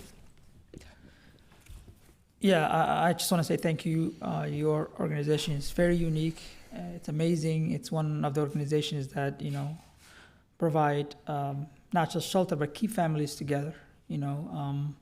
This is the place that families that are in crisis turn into, and in my previous council life, I closely work with your organization, and it's an amazing job you do. So I'm fully supportive and fully support you on the expansion of this, and also the request of giving exemption of the request on that presentation. I also hope that council member make that motion, include that on that exception. With that, I will recognize council member Schaefer Yes. speak. Thank you. I had a question around if you're purchasing the building, is it correct that I heard you were seeking just a 2.5 year interim permit? Is that correct? Instead of the 5 year? Yes, thank you. So we are pursuing an interim use permit to go through August 31st of 2029, so just under 3 years. The property isn't, we're going to use that time to hopefully find a property that's a little bit more suitable and that allows for more of our wraparound services. So for example, our education services, we won't be able to offer them directly on site here just because there isn't enough space at this specific location. So our goal is to operate under an interim use permit. In the meantime, look for a more suitable site that's going to allow for more of those wraparound services that families require. And then if we are unable to find a more suitable site at that point, pursue a conditional use permit to continue operating in this same way. But you would still own the building then? So at that point, I think we would explore then most likely selling the building. Okay, all right. Thank you for that clarification and that detail. I am very fully supportive of this. I would like to also make the motion to allow the variance on the bicycles. I think that's a reasonable explanation. My only feedback would be that I was not aware of, as the ward member for this project until I saw it on the agenda. So I would just give feedback to Huang and the staff that in the future, it would be great to have insight into this before that I see it right on the agenda. Thank you. All right, thank you. Seeing no one else with that motion to approve this item, also given the variance request. On that motion, all those in favor say aye. Aye. And those opposed say nay. The ayes have it and the motion carries. Thank you so much. All right, next item we have is, let me see here. It's also a quasi-judicial item. It's an appeal on behalf of FGNC for the property at 300 Minnehaha, also known as Democracy Center. I will note that item 23 is related to this appeal. I will have Andrew Friends from CBET to give us a presentation on this item. Welcome, sir. Good afternoon, excuse me, Chair Osman and committee members. My name is Andrew Friends. I'm a planner on the land use team in CPED Planning. Before you today is an appeal of the Planning Commission's actions approving land use applications for the Minneapolis Democracy Center project at 3000 Minnehaha Avenue and 3033 Snelling Avenue. This appeal was filed by the owner of the adjacent property to the southeast, 3010 Minnehaha Avenue. There are also a number of other actions before you today, as the chair mentioned, associated with this project under item 23 on the agenda, and I'll touch on those in a moment. The subject property here is the former 3rd Precinct site at the southwest corner of Minnehaha and Lake. The project site consists of 2 parcels separated by a public alley. The northern parcel contains the existing 3-story former 3rd Precinct building. And then the southern parcel, as well as an accessory parking lot, well, that southern parcel consists entirely of surface parking. This block is configured with a broadly north-south public alley that runs most of the length of the block before making a 90-degree turn to exit out to Snelling Avenue between the 2 subject properties. Minneapolis Property Services is proposing to renovate the building and construct an approximately 16,600 square foot addition. The building would primarily be used as the new headquarters for Minneapolis Elections and Voter Services. They would be relocating all of their regular year-round functions here, so office space, the space where they print, store, and tabulate ballots, all of the machines that do the ballot tabulation, candidate and voter registration, election judge training, as well as the city's early vote center. The building would also have space, about 6,000 square feet, for a future small business or nonprofit tenant that has yet to be identified. In order to allow the proposed addition to the building, the applicant team is proposing to reconfigure the site, relocating the existing east-west alley segment approximately 75 feet south of its existing location, and widening the far north end of the north-south alley segment to accommodate turning movements. You can see that here on the left is an aerial image showing the existing configuration today, and on the right is a site plan showing the proposed configuration. The land use applications for this project first came before the Planning Commission on May 18th. The Planning Commission acted at that meeting to continue the applications one cycle, encouraging the applicant to make changes to the project to respond to the concerns that were raised by the adjacent property owner, who is the appellant today. The project returned to the Planning Commission on June 8th and was continued another cycle at the request of the applicant. They requested more time to make those changes, and then it returned to the Planning Commission a third time on June 22nd. Between the plans that went, between the May 18th Planning Commission meeting and the June 22nd Planning Commission meeting, a number of changes were made by the applicants to respond to those concerns. The largest, and you can see a comparison between the original proposal and what went to Planning Commission on June 22nd. The largest change is to the southeast corner of the property, where the proposed dead-end alley segment, that the end of that north-south alley, has been widened significantly, and the arrangement of the far southeast corner of the subject property has been modified to increase the maneuvering area available for vehicles traveling through the block from Minnehaha to Snelling via the alley. The widened alley, as proposed and approved by the Planning Commission on June 22nd, allows for buses, RVs, and trucks of up to 50 feet in length to make the turns necessary to navigate through the block. The applicant has also reduced the north-south dimension of the building addition by approximately 11.5 feet to increase the visibility of that 3010 Minnehaha building from Snelling Avenue, and has also added a designated pedestrian walkway connecting the public sidewalk on Snelling to the rear of that 3010 Minnehaha parcel. And so there's two other, I'm sorry that this is kind of difficult to see in this setting, but these are kind of a few different versions of a side-by-side showing the changes that were made in response to those concerns that were raised on May 18th. There are a total of 7 land use applications associated with this project, 6 of which are before you today as part of these 2 agenda items. First, the project has 2 separate rezoning requests. These rezonings are both required to resolve conflicts between the existing zoning districts on the 2 subject properties. They're not required to allow the proposed uses, just to resolve the conflicts to allow the rearrangement of the property. The Planning Commission has recommended approval of those rezonings, and they are before you today as part of item 23 and are not subject to appeal.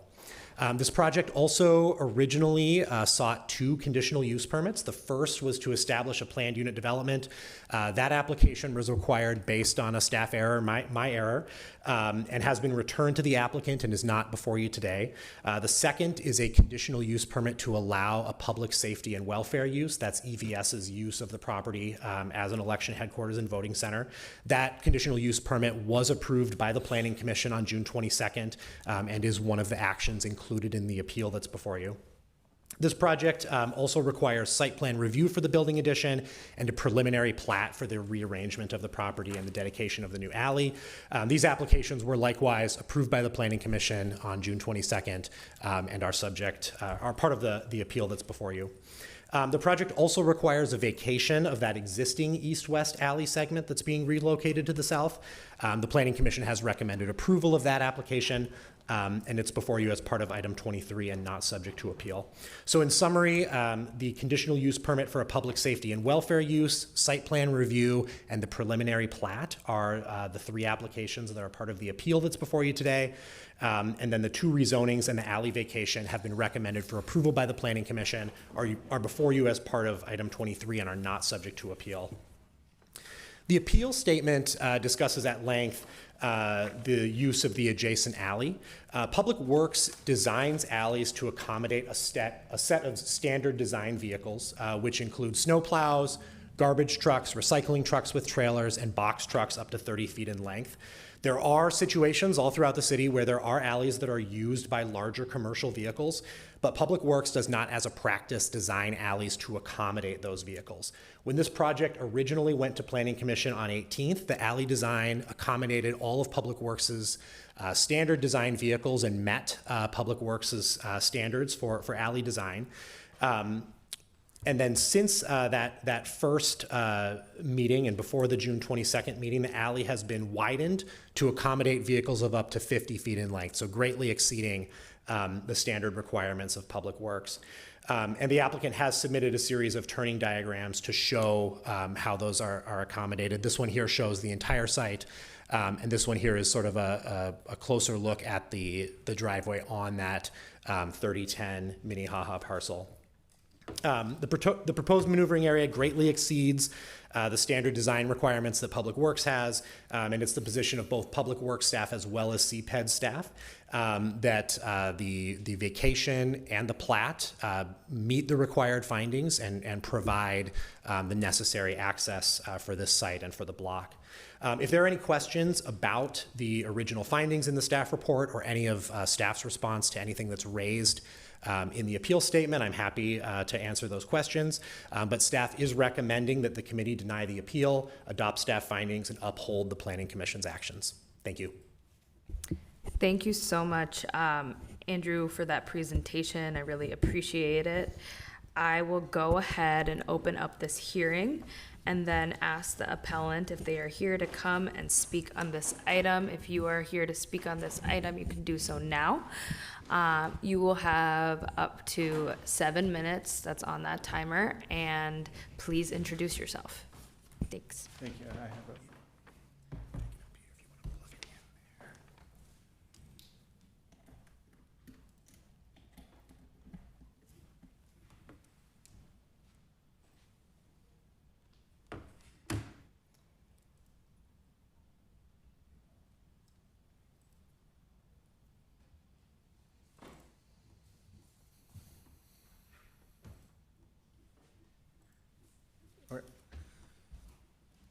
thank you. My name is Brian. Thank you. My name is Brian Bell, and I represent FG&C, which is the owner of the Hook and Ladder Theater. What I want to start on is a few diagrams, and this is the current configuration of the public alley and the private drive. The private drive is the part on the map is on the eastern. Well, I guess I can use my cursor here on the eastern side of the property. This is the public alley. This allows large vehicles, semi-trucks, metro mobility vehicles, et cetera, to drive straight through the alley in either direction, dropping people off at the front door, which had to be moved to the north side of the building in this area when the bike lane was created. It also allows this alley for folks to park on Snelling Avenue right here and in this parking lot here to have direct access to the front door of the Hook and Ladder. That just would not be possible under the revised alley configuration, where the alley would be moved to the south and east of its current location. You can see that cars frequently park in this private drive at different locations, and we do not believe that that these cars were adequately considered in the applicant's consideration of the turning radius. That brings me to the next slide, in which you can see that There is ADA parking that is along the north side of the private drive, and that the vehicles, this is the diagram that the applicant submitted, and that these vehicles would not be able to use the space covered by the ADA parking to make their turns. And so it just would be infeasible for these vehicles to make this turn when there are folks that are parking in the ADA parking that, again, is on the north side of this private drive. It also eliminates the straight through access from Snelling Avenue, and then equally as important is the parking that has been available. There's historically been 88 spots available, and those would be reduced to, I believe, around 40 to 50 different spaces, and that's equally as important. The applicant has indicated that it would be willing to enter some sort of a parking arrangement with us. We've yet to have any formal discussions about that, and in any event, it would be at a reduced amount of parking. And the final slide I'll just show here is this shows vehicles that are parked in the private drive, and why it is so critical for Metro Mobility vehicles, for performers and their tour buses, and for vendors to be able to drive straight through this alley rather than having to make a left turn at a T intersection and then another right turn at a L section where the new alley would be. A couple more points I would like to make before handing it over. At the Planning Commission meeting, my recollection was that it was a bare majority vote of 4-3 to recommend approval of the land use application. And one of the major discussions was the extent to which the impact on neighboring properties is a proper consideration before this body. And I think that it is very plain in the ordinance itself that for everything that we've appealed under, the conditional use permit, the preliminary plat, and the site plan, that it is a proper consideration to consider the impacts on neighboring properties.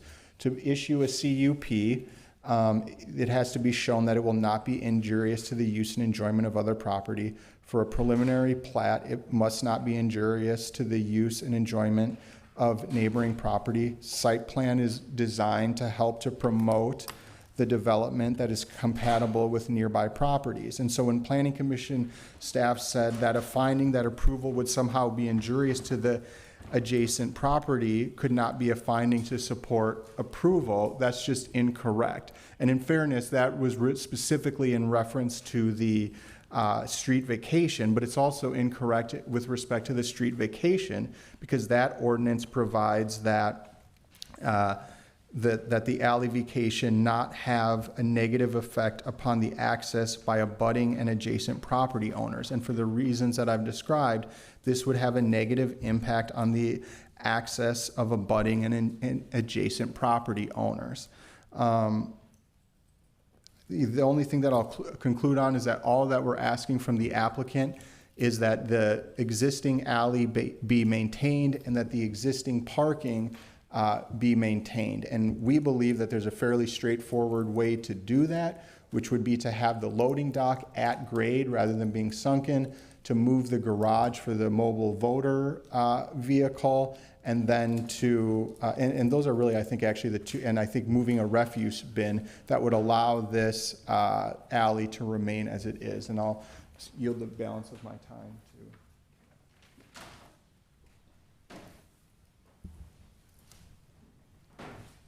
Hello, I'm Christine Smith. I'm the owner of record.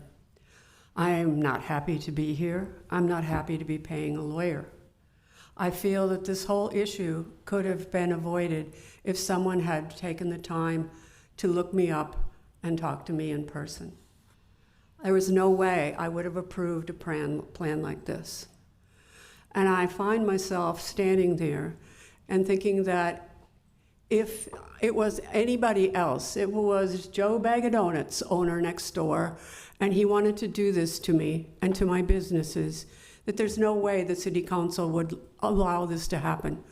But because this is a city piece of property and this is what the city wants, I'm forced in the position of having to fight for my business, my neighborhood. And this is a neighborhood that's been severely impacted by the riots. We are the remaining 4 businesses. We are the remaining 4 businesses. Thank you. Please wrap doing up. this. Yep, I'm finishing. Thank We're the you. remaining 4 businesses that once was a vital neighborhood. I would like to see it continue. I don't want the Democracy Center to be the reason that kills everything. Thank you. Next, we will go to those who have signed up for public testimony. First, we have Chris Mosina.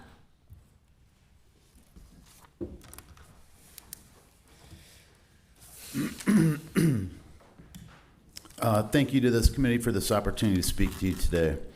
I am Chris Mosina, co-founder and operator of the Hook and Ladder. We are located directly next door to the former 3rd Precinct and home of the future site of the Democracy Center. To be clear, we support redeveloping the former 3rd Precinct site. For 6 of the past 10 years, the Hook and Ladder is operated. We've lived next to a fenced-off shell surrounded by concrete barriers and rusty barbed wire. We'd love to see that chapter end. Our primary concern is whether the current design presented unintentionally hurts us and the surrounding businesses. To be clear, this isn't just about the Hook and Ladder. Within our block is a growing arts and entertainment district that includes the Hook and Ladder, Firehouse Performing Arts Center, Noble Presents, Space Between, Solcana Fitness, future home of Pangea World Theater's new location, Moon Palace Books, Arbiter Brewing, and several other independent businesses.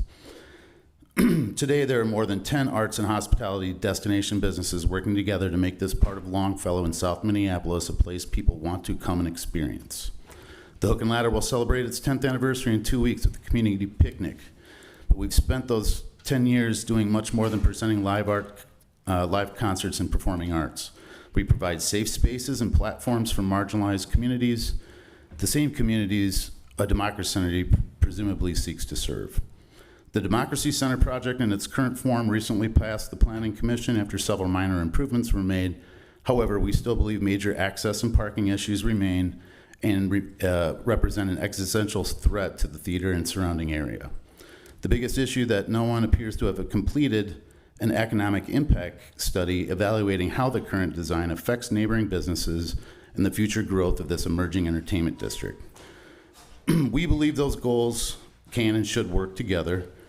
For 6 years, while the 3rd Precinct has remained vacant, our neighborhood businesses have continued on investing, creating jobs, paying taxes, attracting visitors, and helping this neighborhood to recover. Thank you. Please wrap up. To be clear, we support this redevelopment of the site. We just think we can find a better solution. Thank you. Next, we have Brian Bell. Okay.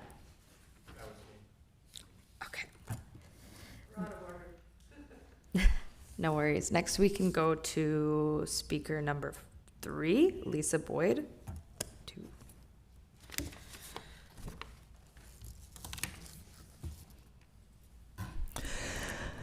Hello, my name is Lisa Boyd. I'm a resident of the Howe neighborhood and I work in the Longfellow neighborhood. I'm here today representing the nonprofit organization Longfellow Rising. Thank you to the committee for the opportunity to speak today on behalf of a beloved part of the city that is rapidly turning into an arts and entertainment district and slowly recovering from so much destruction that happened in 2020. Like many have said before, we are glad finally to see movement on the renovation and reuse of the property at 3000 Minnehaha. For too long, it has been a symbol of stalled recovery and abandonment. However, this recovery should not come at the expense of anchor businesses on Minnehaha Avenue, especially the Hook and Ladder Theater, which is a destination in downtown Longfellow and a cherished institution for musicians and music lovers across the metro. It could ultimately be decided that everything the city is planning to do at this site is perfectly legal. But just because it's legal, and maybe it isn't, it still doesn't make it the right thing to do. I'm asking the committee today to slow this process down just enough so that the local business owners, the property department, and the architects can sit down together and come up with a new plan that meets everyone's needs. Thank you. Thank you, Lisa. Is there anyone else wishing to speak on this item?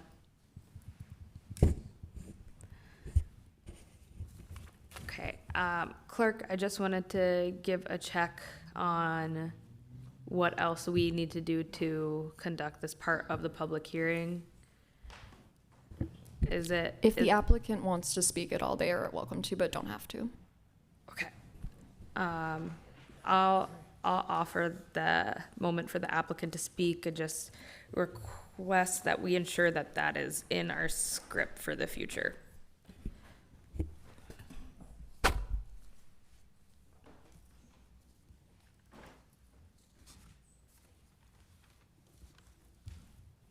I believe the applicant gets 7 minutes. It says 2 right now. Thank you, Chair Osman.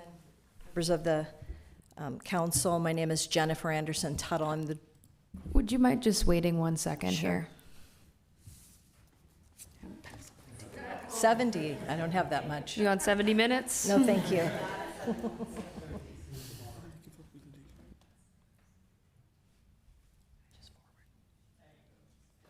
Go ahead, Okay, please. thank you. Chair Osman, members of the council. My name is Jennifer Anderson Tuttle. I'm a principal director of our public sector at LSE Architects. And I'm happy to be here today to share the information on the Democracy Center project. And I'm excited to share also that we are the design architects for the Pangea World Theater project, which was just referenced. We've had the chance to have some open houses on this project at Moon Palace previously before some of the meetings that were mentioned, and have met with Hook and Ladder on 2 occasions since our last meeting as well to try to address as many of their concerns as we could, and we believe we have met those that we're aware of. Can you go to the next slide? We just wanted to share a little bit. Oh, okay, just roll. All right, got it. There's no switches. Okay, okay.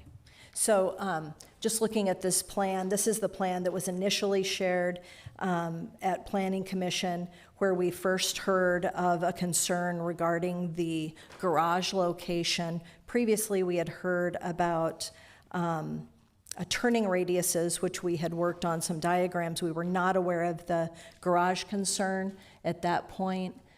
So after following meetings with them, we made some additional adjustments to the plan. We also were aware of parking concerns. We have at this point 59 evening stalls, in addition to 14 parking for bicycles on site. So it's a slight reduction from the current, and I think the applicant did, or I'm sorry, the Hook and Ladder shared that there have been offered discussions about some shared use parking that would happen outside of this process, and that's what we're aware of. The 5 changes that were made to the plan since we met with Planning Commission initially are identified in this plan. 1, there was a generator that had initially been located about where my cursor is in this green space here, right before the green space. We have come up with an alternative plan, so there would not need to be a generator in that location, keeping the visibility more clear. We relocated a transformer that would have been in that same location, which comes at some added expense to the project, but we've made that adjustment. We widened the alley, which Andrew Friends mentioned. I think the regulation width is 15 feet. We have gone to a 32-foot wide dimension, which is more than double what is required.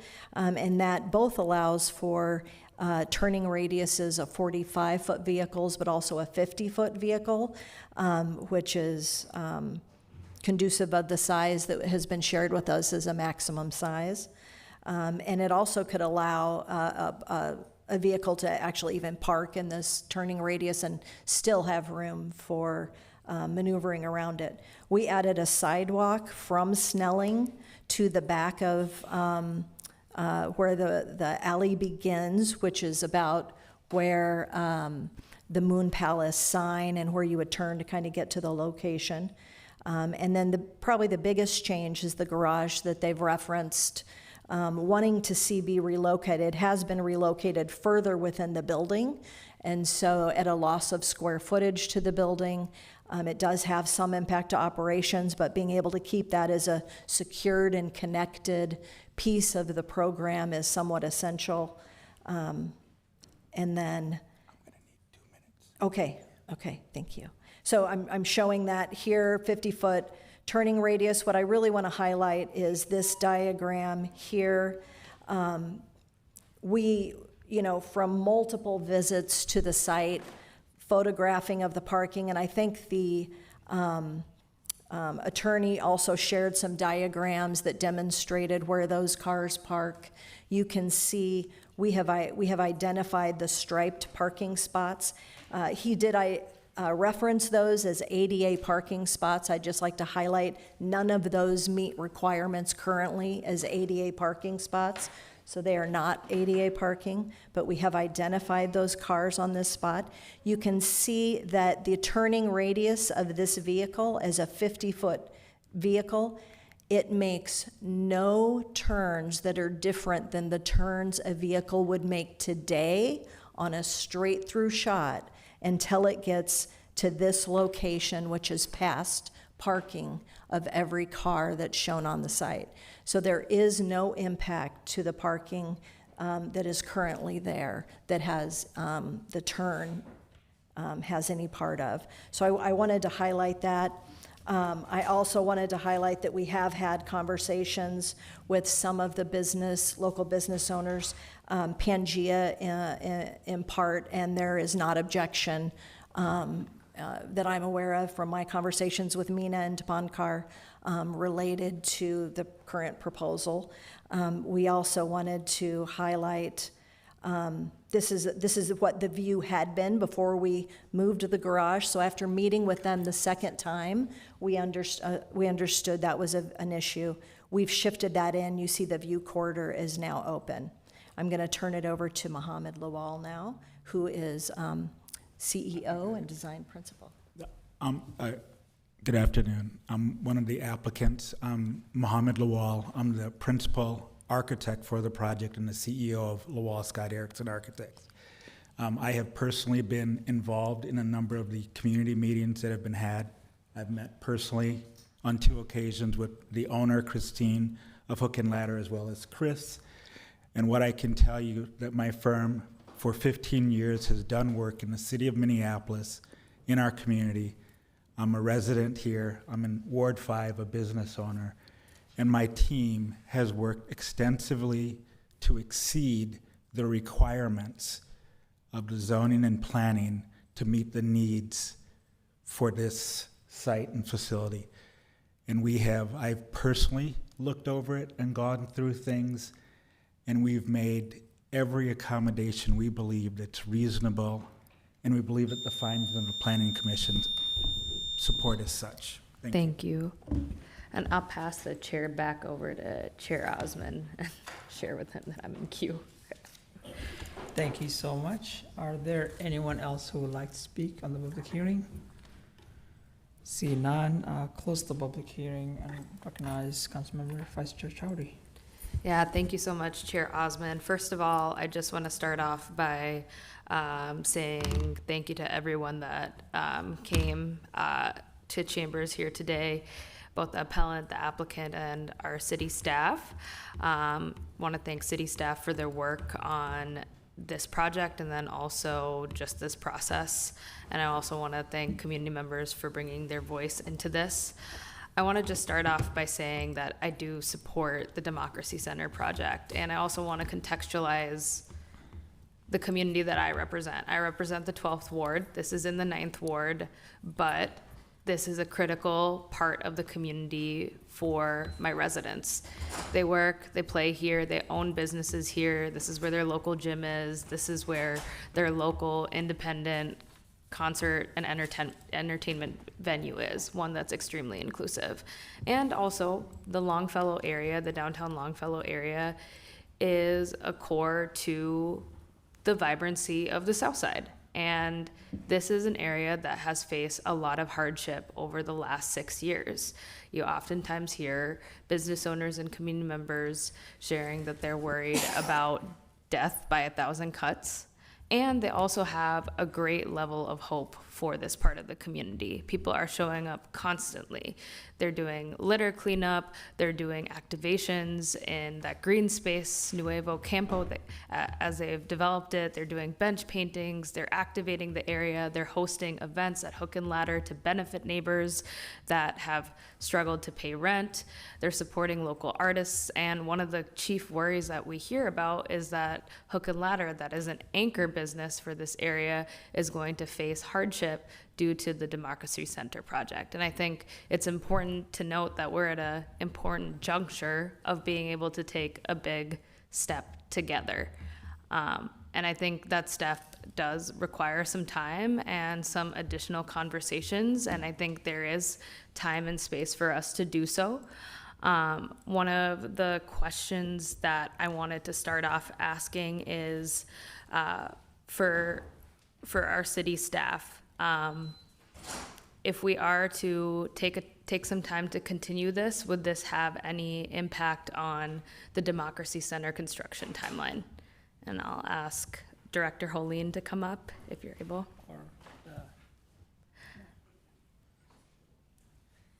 I'm asked.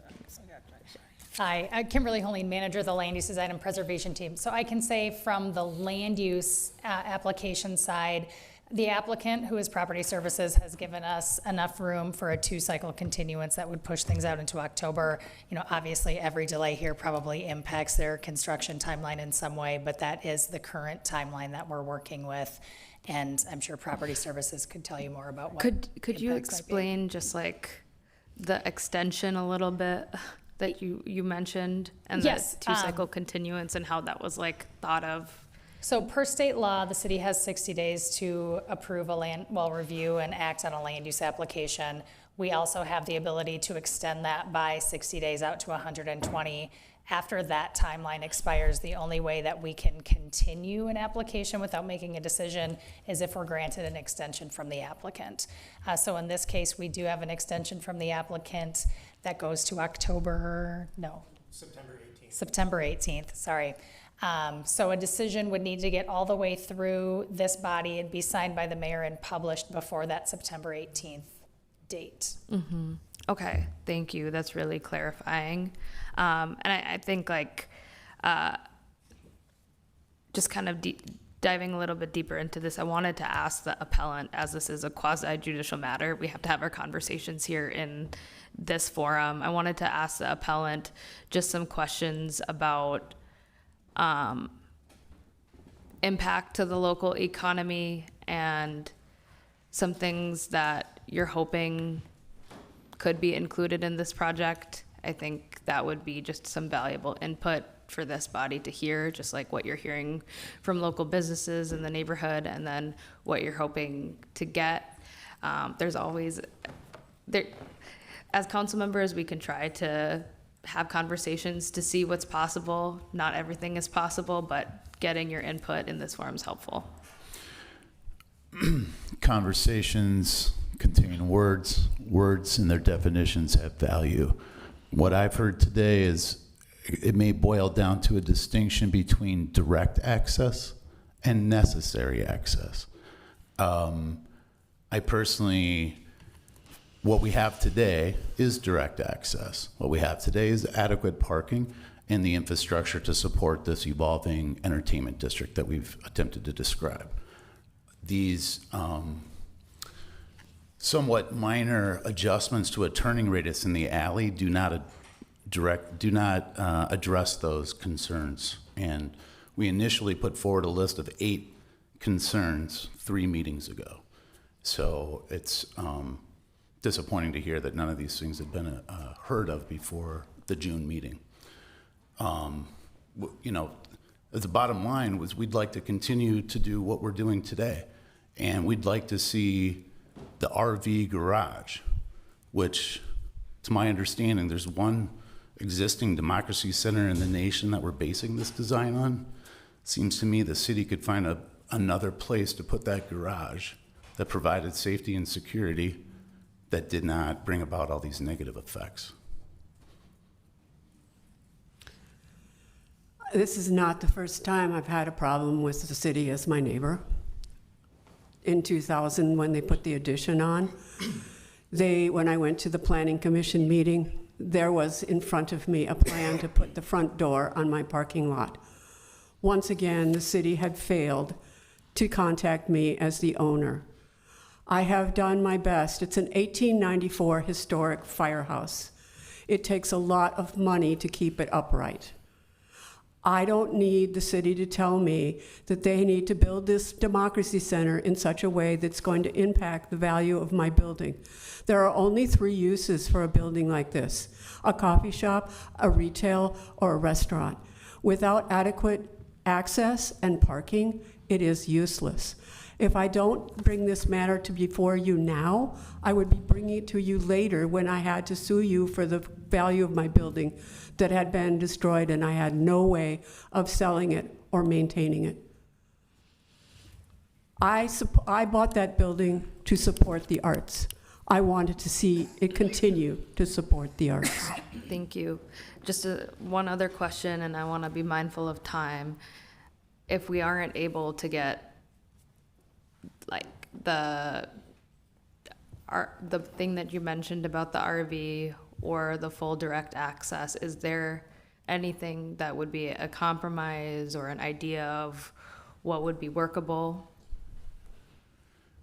I mean, we're talking about an entertainment district and removing 45% of the available parking and access to the only on-street parking, which is Snelling, is counterintuitive to our ambitions as a community. I know what you're asking for, like, where's the happy medium?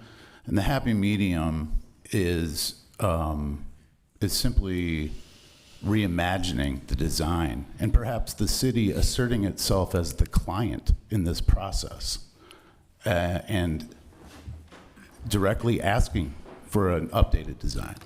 I find it hard to believe that this is the only possible solution for parking an RV.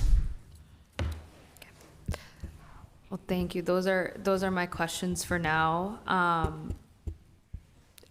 And yeah, I'll jump back in queue if there are any other questions.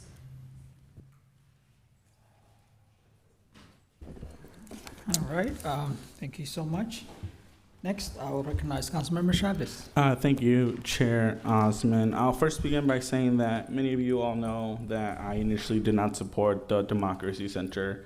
It was not a project that I voted for, but since then have learned more about the projects. There's been changes made to the project, especially my concerns when it came to the windowless component of the Democracy Center. So very happy that that was able to be changed throughout this process. So very thankful to the work that staff has done through this project and the work that is going to happen. Really excited about the community component, the community space that is going to be a part of the project. So I at least want to start off with that component. I think the situation right now that I'm mostly concerned about is the alleyway concern.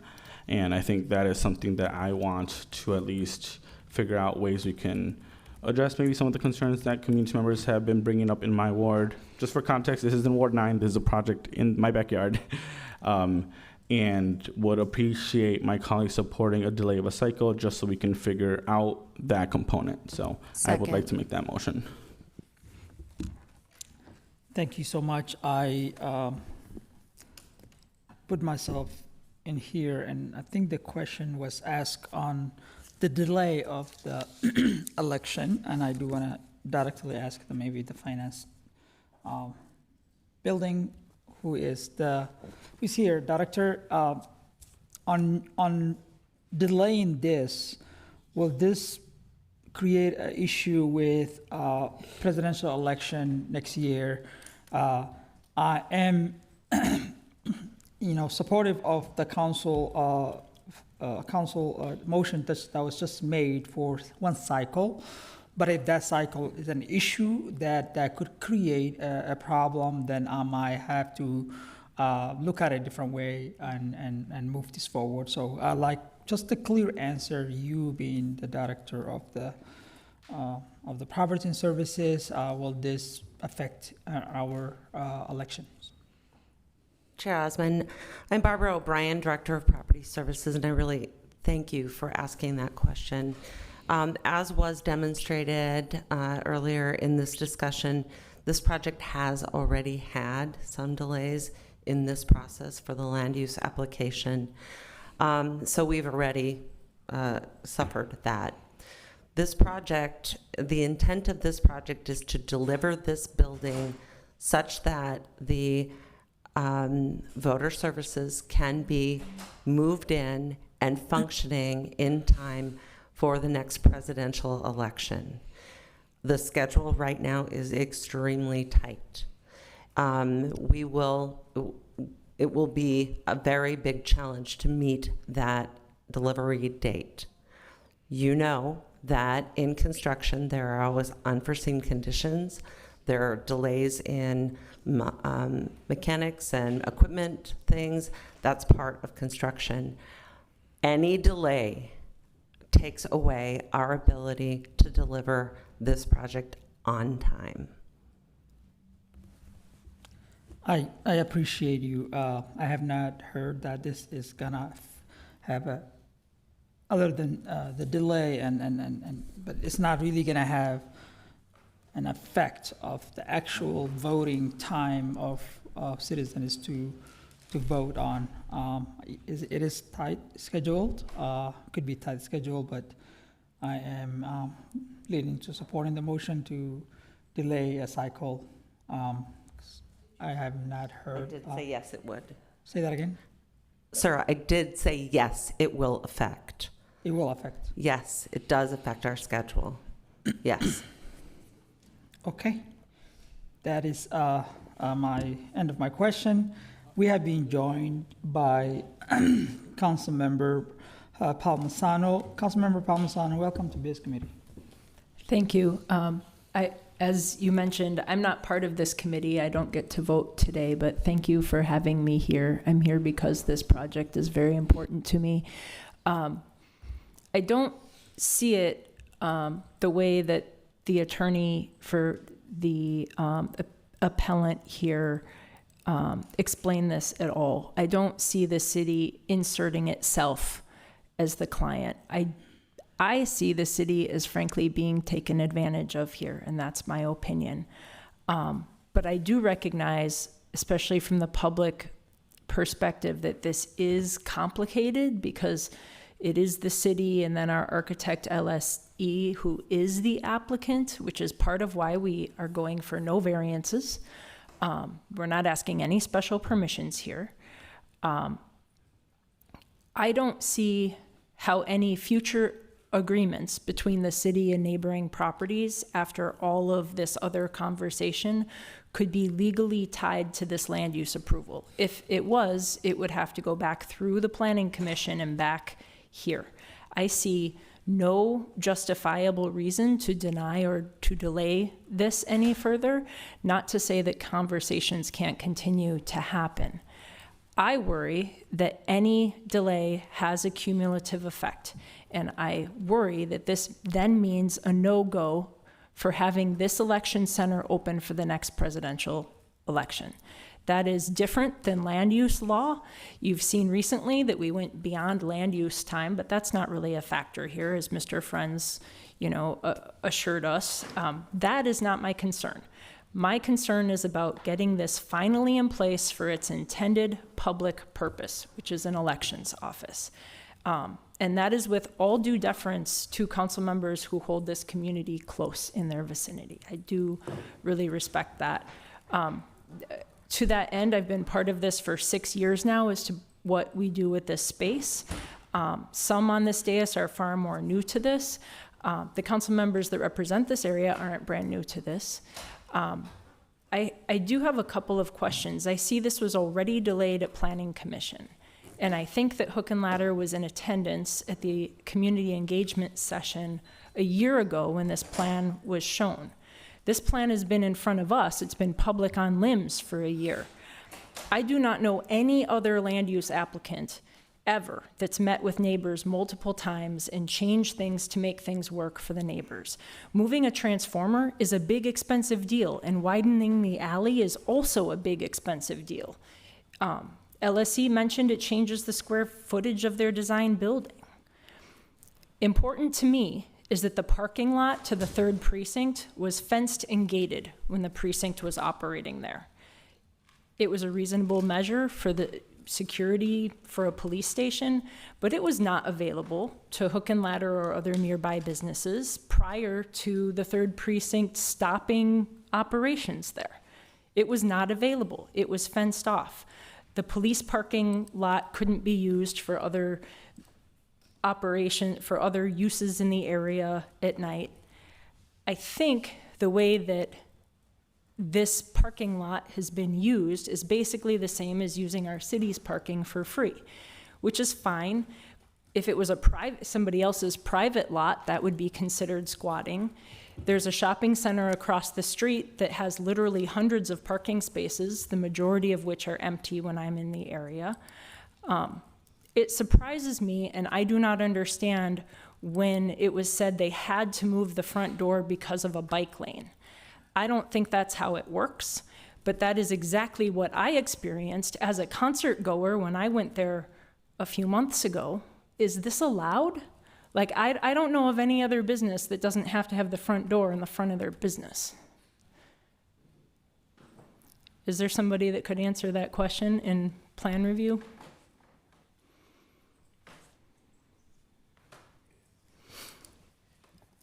Councilmember Palmisano, so under the zoning code, a front entrance facing the goods and services corridor, so facing the street, is required here.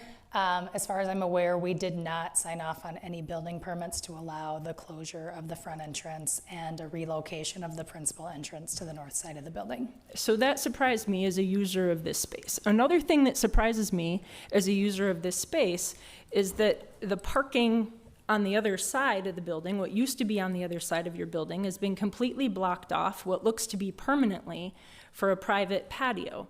Is this a permitted use? Is this indeed permanent? Because I see like bike rack things that are permanently installed. I see a fence without a gate that a person in distress could egress from. That would be additional parking on the other side of the old fire station, the Hook and Ladder building.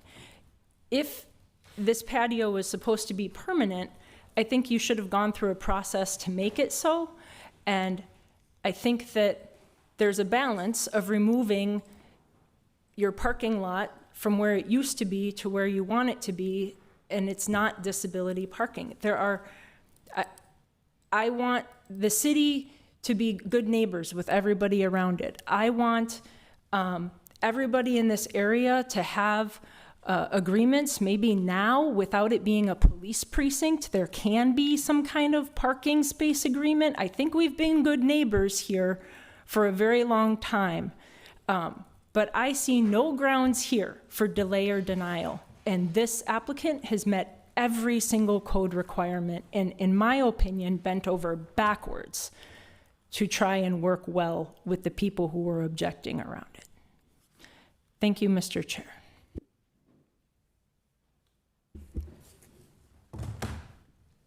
Thank you so much. I will recognize Vice Chair Chowdhury. Thank you, Mr. Chair. I mean, I believe deeply whenever something comes before this body, it should be anticipated that there's always a chance that there's a single cycle for continuance. We're not a record through any governing body automatically. There's always a chance for continuance. That's just the reality of the situation that we have here. I think this continuance gives us an opportunity as council members of the area to really take stock of what are possibilities here. I personally do not believe we are going to be able to meet every single thing that the appellant is looking for, but there are things that we can consider, and I'm interested in considering in terms of what we can do to support the economic future of this area and be good neighbors. And I would love to work with Finance and Property Services and our staff to think through that and have a conversation and have conversations with our other city staff. I don't feel like there is enough information or conversation to make a motion or suggest conditions or have those conversations right now, and I don't believe that there will be enough time for it by Thursday. I also want to just take some time to apologize to Hook and Ladder. It was said that the city's being taken advantage of. I don't think you're doing anything to take advantage of the city. I think you are using the tools that are available to you to express your concern. So I want to apologize for that. I think that's out of line, in my opinion. I know that you and other businesses in the area have really, really struggled, and there shouldn't be any talking down or just making this area feel small when there's already been so much pressure and so much hardship, and it's an area that's really trying to rise. Like, it is really, really trying. Everybody's really trying. Like, the neighbors and the businesses here really care for each other. So those are my comments. I think I made clear. I think Councilmember Chavez made clear. We're looking to find a way to ensure that this project moves forward, because the Democracy Center would be a great activation for this area. But also, I think we need to figure out how to care for the economic future of this. Councilmember Rainville. Thank you, Chair. So could the clerks remind me, do we have a motion on the floor? We are debating one, or do we need one? Yes, we do. Councilmember Chavez, I move to delay the item for one more cycle. Okay. There's that motion on the floor right now, correct? Yeah. Yep. That's the motion we have. Okay, great. Yeah. So I'm going to vote against that, because I think we need this to move to the full council. There is 10 days before that meeting. That's plenty of time to work out this. I'm listening loud and clear to our staff that the presidential election, the vote on that is being endangered by these continuous delays, and it's time to roll up our sleeves and go to work, everybody. And that's why I'm not going to vote for this motion, but I will be advancing this to the full council should that be necessary. Thank you. I would love to just get clarity on that from staff real quick, that the vote would still take place for the presidential election. Thank you. Through the chair and to our legal staff, certainly the presidential election there would still be a vote. Our objective as Property Services is to be able to provide this piece of property, this facility, to be available for that purpose. We currently lease space that houses those services, and the intent of this building is to be fully prepared, operational, and ready to receive the vote for the presidential election. Not saying that the presidential election won't happen. All right, I just really, sorry, Director, I just want to get it clear.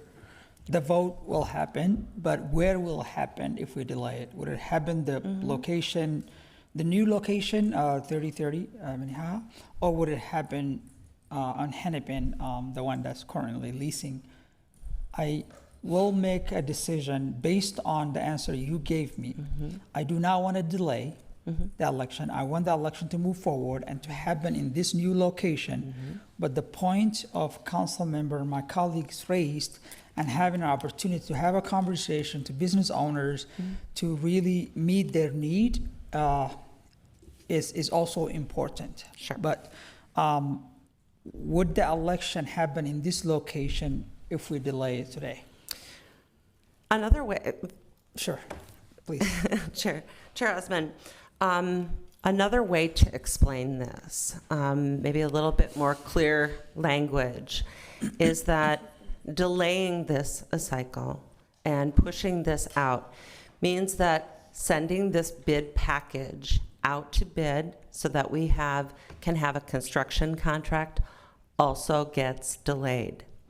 And then we are no longer talking about starting construction in the fall. We are now talking about winter conditions. And that is a significant delay. Sure. And that significantly impacts the construction. So this is a real thing. The ripple effect from this decision will impact the viability of this project.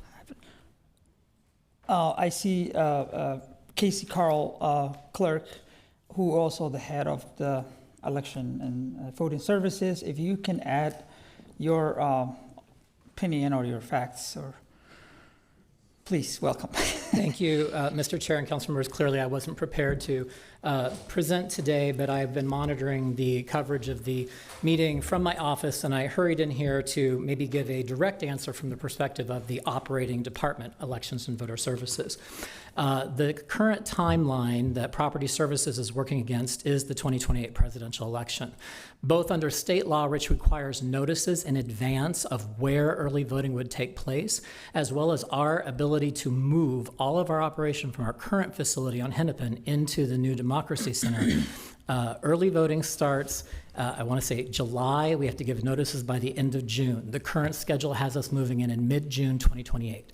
That gives us literally a month for any wiggle room for things that could go wrong. And in major projects like this, I'm certain there will be delays. Sure. So we are really running the clock to the last minute to move our entire election in advance of a presidential. I have already told the Property Services team there has to be a point of no return by which I have to file with the Secretary of State in Hennepin County notice of where early voting will take place. And if we get close to that date and we're not ready, we will not move in 2028, which further delays our move into 2029. Thank you, Clerk. Your points really matter on the decision, and I appreciate you coming from your office to lay that for us. I see a couple more council members here. I'll recognize Councilmember Schaefer and then Vice Chair Chowdhury. Sure. I won't be able to support this motion to delay. I really respect the work that staff have put in back and forth with the Planning Commission and the Planning Commission's extra time and really trying to work with a design that really works with the neighboring property owner. I think if we were to continue to delay this, we are then creating a situation where we are creating hardship for our city staff and really moving forward with the plan for the next election, which is going to be a time to celebrate, right? To celebrate a brand new location that we have worked hard after years of pain and anguish around that site.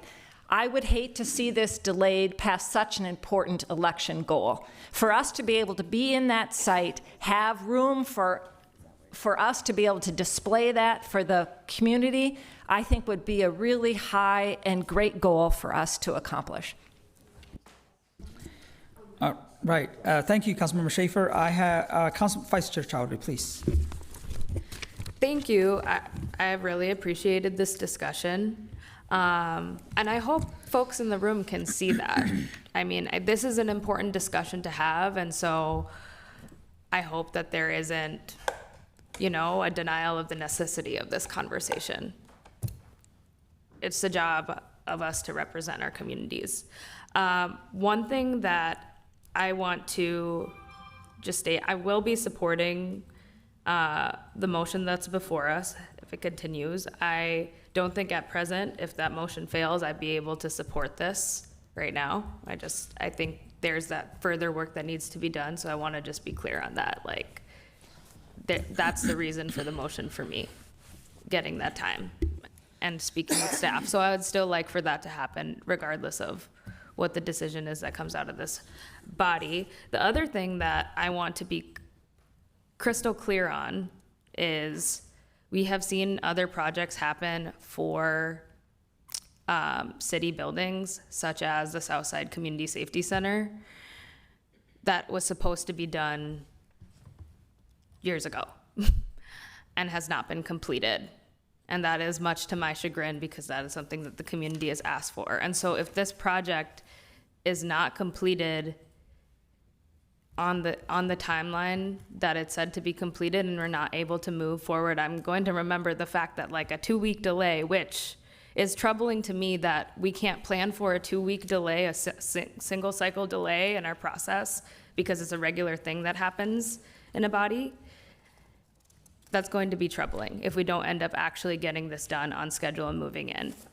Because we're saying we can't take 2 weeks to have a conversation that's necessary with community members. So I just want to state that clearly. I hope if the delay doesn't go forward, that this is actually done on time and that we're able to move forward on the 2028 election. Because I will say there are several other documented factors that could lead it to not happening on time. And I'm just not in a place to have enough evidence to be assured that a 2-week delay would be the reason why it doesn't move forward on schedule. I think there's actually several other things outside of this that would lead to that, as evidenced by the Southside Community Safety Center. All right, thank you so much. I see no one else on the motion. Councilmember Chavez. Thank you, Chair Osmond. It's clear that I don't have the support to delay this one cycle, so I'll be withdrawing my motion. I'll just say, colleagues, I hope that at full council we have enough time to address the concerns that I've outlined here today. This is the ward I represent. There are small business owners that have clearly outlined some of the concerns that they have. I already publicly said I support the project moving forward. I'm trying to address one concern, particularly that some of the small business owners have identified in the ward that I represent. And I don't believe that 2 weeks would have killed this project. If 2 years come from now and the building isn't even built out, which wouldn't be a surprise to me, because I look at the safety center for the 3rd precinct, that was supposed to be opened up last year, and we're in 2026. And we're gonna go into 2027, and there probably still isn't gonna be a 3rd precinct building. So I hope that if folks aren't gonna, help me figure this out, and if this doesn't even open up for the presidential election, that will be pretty telling. So that's it. All right, Councilmember Jason Chavez withdraw his motion to delay it. So now we need a motion, and I see Councilmember Rainville on the line. Yes, I move that we forward this without recommendation to the full council. All right, we are the Councilmember Rainville's motion to move forward without recommendation. I will ask clerk to call the roll. Councilmember Rainville. Aye. Warren. Aye. Schaefer. Aye. Chavez. No. Vice Chair Chowdhury. Nay. And Chair Osman. Aye. There are 4 ayes and 2 nays. Right, that motion carries. Next, we have, see here, we are moving to on discussion items. We are going to take up item 21 and 22, and I will invite Gray Goldberg and David Makunza from CBET to give us update about the program. Welcome.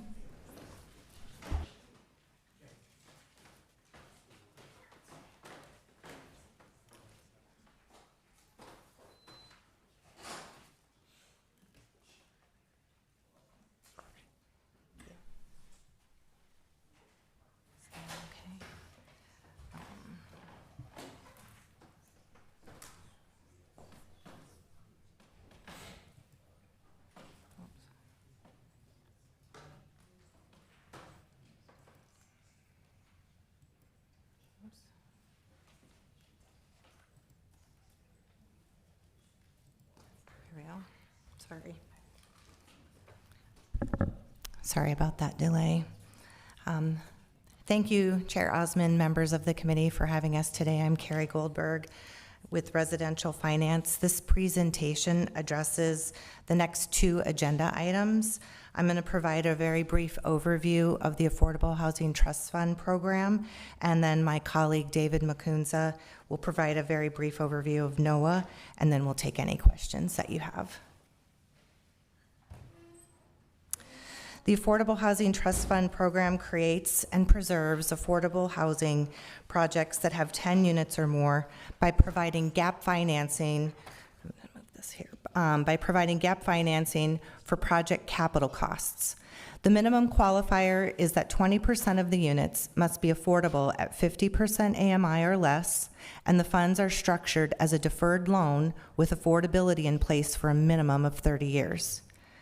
The program prioritizes deeply affordable units at 30% AMI, units for people experiencing or at risk of homelessness, large units for families, and units with rental assistance, along with units that provide support services.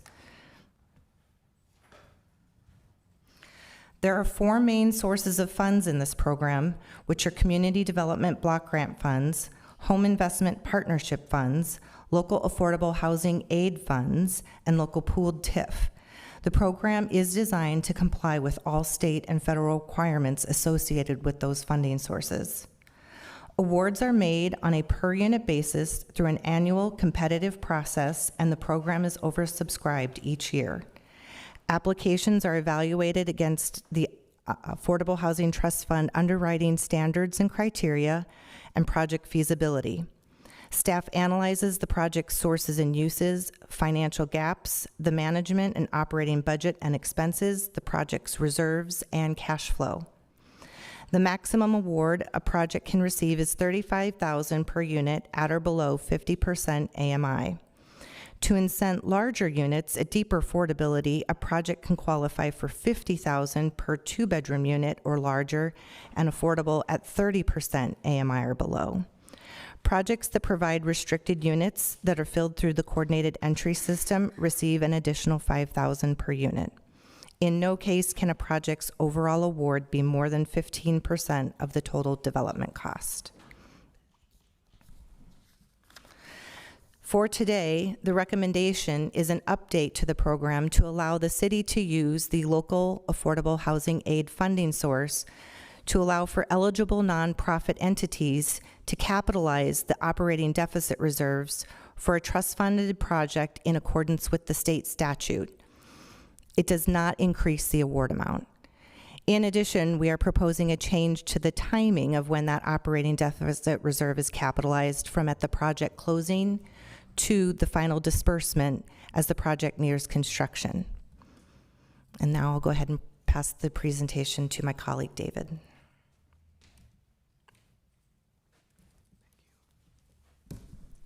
Thank you, Chair Osman, Vice Chair Chaudhry, committee members. My name is David Mukunza. I am a supervisor with CPED's Residential Finance, and I'm here to share proposed changes to the city's Naturally Occurring Affordable Housing Preservation Fund, referred to as NOAA. So back in 2018, the city established the NOAA program together with other anti-displacement programs to assist eligible preservation buyers in the acquisition and preservation of NOAA properties that were at risk of market conversion and or gentrification, while simultaneously protecting low-income renters at risk of involuntary displacement. This program provides a low-cost loan for the acquisition of unsubsidized rental housing. And our current loan terms are 0% interest deferred loan, 10 to 30-year loan term. We have 2 loan amounts, $35,000 for a unit that is restricted at or below 60% area median income. Then we also have a higher one, which is $40,000 per restricted affordable unit at or below 50% area median income. Our current preservation priorities for the NOAA fund are deeply affordable units at or below 50% area median income, affordability term that exceeds 10 years, and then we also provide priorities for small-scale emerging developers that have ties to the neighborhood where the proposed acquisition is located. So as you can see on your left, these are the current guidelines that I just referred to, and the proposed changes are that we want to have one loan amount, which is $35,000, irrespective of the AMI restrictions. We are also proposing debt coverage ratios be increased from 1.1 in year 1 to 1.2.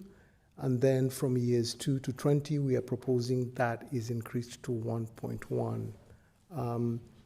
The vacancy rate, we are also proposing that is increased from 5% to 7%. And then lastly, we are also proposing that the borrower contribution be increased to 5% with at least 3% developer equity and the remaining 2% be a personal guarantee. So the last slide, I just wanted to share some highlights since the program started. Back in 2018 to date, we have been able to preserve 576 affordable units, 103 transitional housing beds. The program is now accessible to a wider pool of applicants, including emerging and unrepresented developers.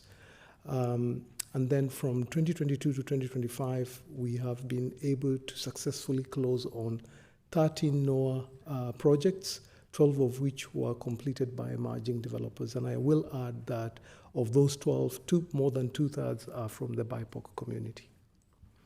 That concludes my presentation, and my colleague and I will stand for any questions you all may have. Thank you. Thank you so much. I'll ask colleagues to get into queue if they have any questions. I just quick put myself in queue to say thank you so much for your presentation and your work on these programs. I think it's really exciting that we have these two programs to build affordable housing and then also now support capital updates, which is huge, and then also preserving affordable housing and widening the pool. I think it's always important to get a good refresher that these programs exist and how it's helping our communities and keeping Minneapolis affordable. So just extension of thanks to you and your whole team that's been working on this. And I will just also move these items together for approval. So item 21 and 22, if there's a second. Second. Thank you. And then we'll go to Councilmember Schaefer. Hi, could you just detail for us what were the motivations around the changes that you're proposing? Hi, Councilmember Schaefer, Carrie Goldberg for the Affordable Housing Trust Fund program. Right now, capitalizing operating deficit reserves is not a use that is permitted in the program. The program has been designed to meet the federal standards, which allows for capital costs. Those types of funds cannot be used for capital costs or for operating reserves. And so with the introduction of the local affordable housing aid from the state, their statute allowed for that use. And so when we incorporated LAHA into the program last year, some of the feedback we've received from folks is that it would be nice if that was a possibility. I do want to clarify it's for nonprofit entities only. That's how the state statute was written, and that's what we'll be working with is for those nonprofit entities to be able to do that. Mm-hmm. Colleagues, are there any other questions on these items? Okay. Seeing no further discussion and with the motion of approval on both of these items, all those in favor say aye. Aye. Those opposed say nay. That motion carries. Okay, thank you so much. Okay, our last item is a rezoning application for 3000 Minnehaha, aka the Democracy Center. As noted before, we had that discussion on the appeal in the quasi-judicial hearing portion, item number 4 earlier. So that's also related to these items. I'll invite Andrew Friends again to come up and present. Good afternoon again, Vice Chair, Charter and committee members. The items before you as part of this agenda item are other land use applications associated with the same appeal that was before you with item 4. These are just the land use applications that are not subject to appeal. Given the action that the body took to forward item 4 to council without recommendation, we would recommend that you do the same with these items, given that they are tied together. Thank you. Thank you so much. Is there any discussion on this item or any motions?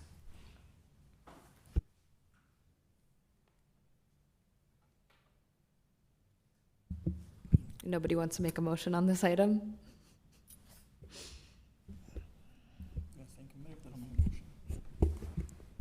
I will make a motion to move it forward.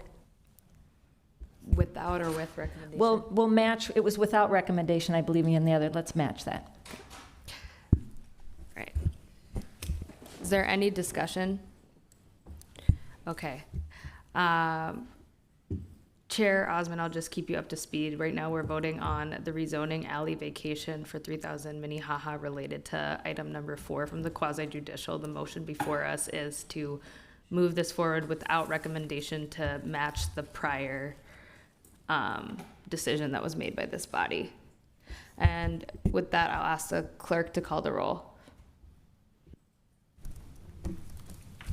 Councilmember Rainville is absent.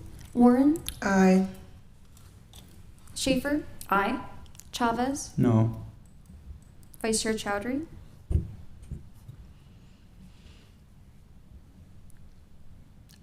Aye. And Chair Osmond? Aye. There are 4 ayes and 1 nay and 1 abstention. That motion carries. Are we on last discussion? Yes, we are. Did we have an abstention?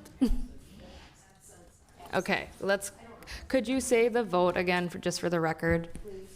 The vote was 4 ayes and 1 nay and 1 absent. It is 4 ayes. How do we have 4 ayes? Sorry, sorry, clerks. Me, you. Okay. It's been a Got long it. day. I wasn't counting you because you weren't here. All right. Been sitting for a long time. I know the answer. All right.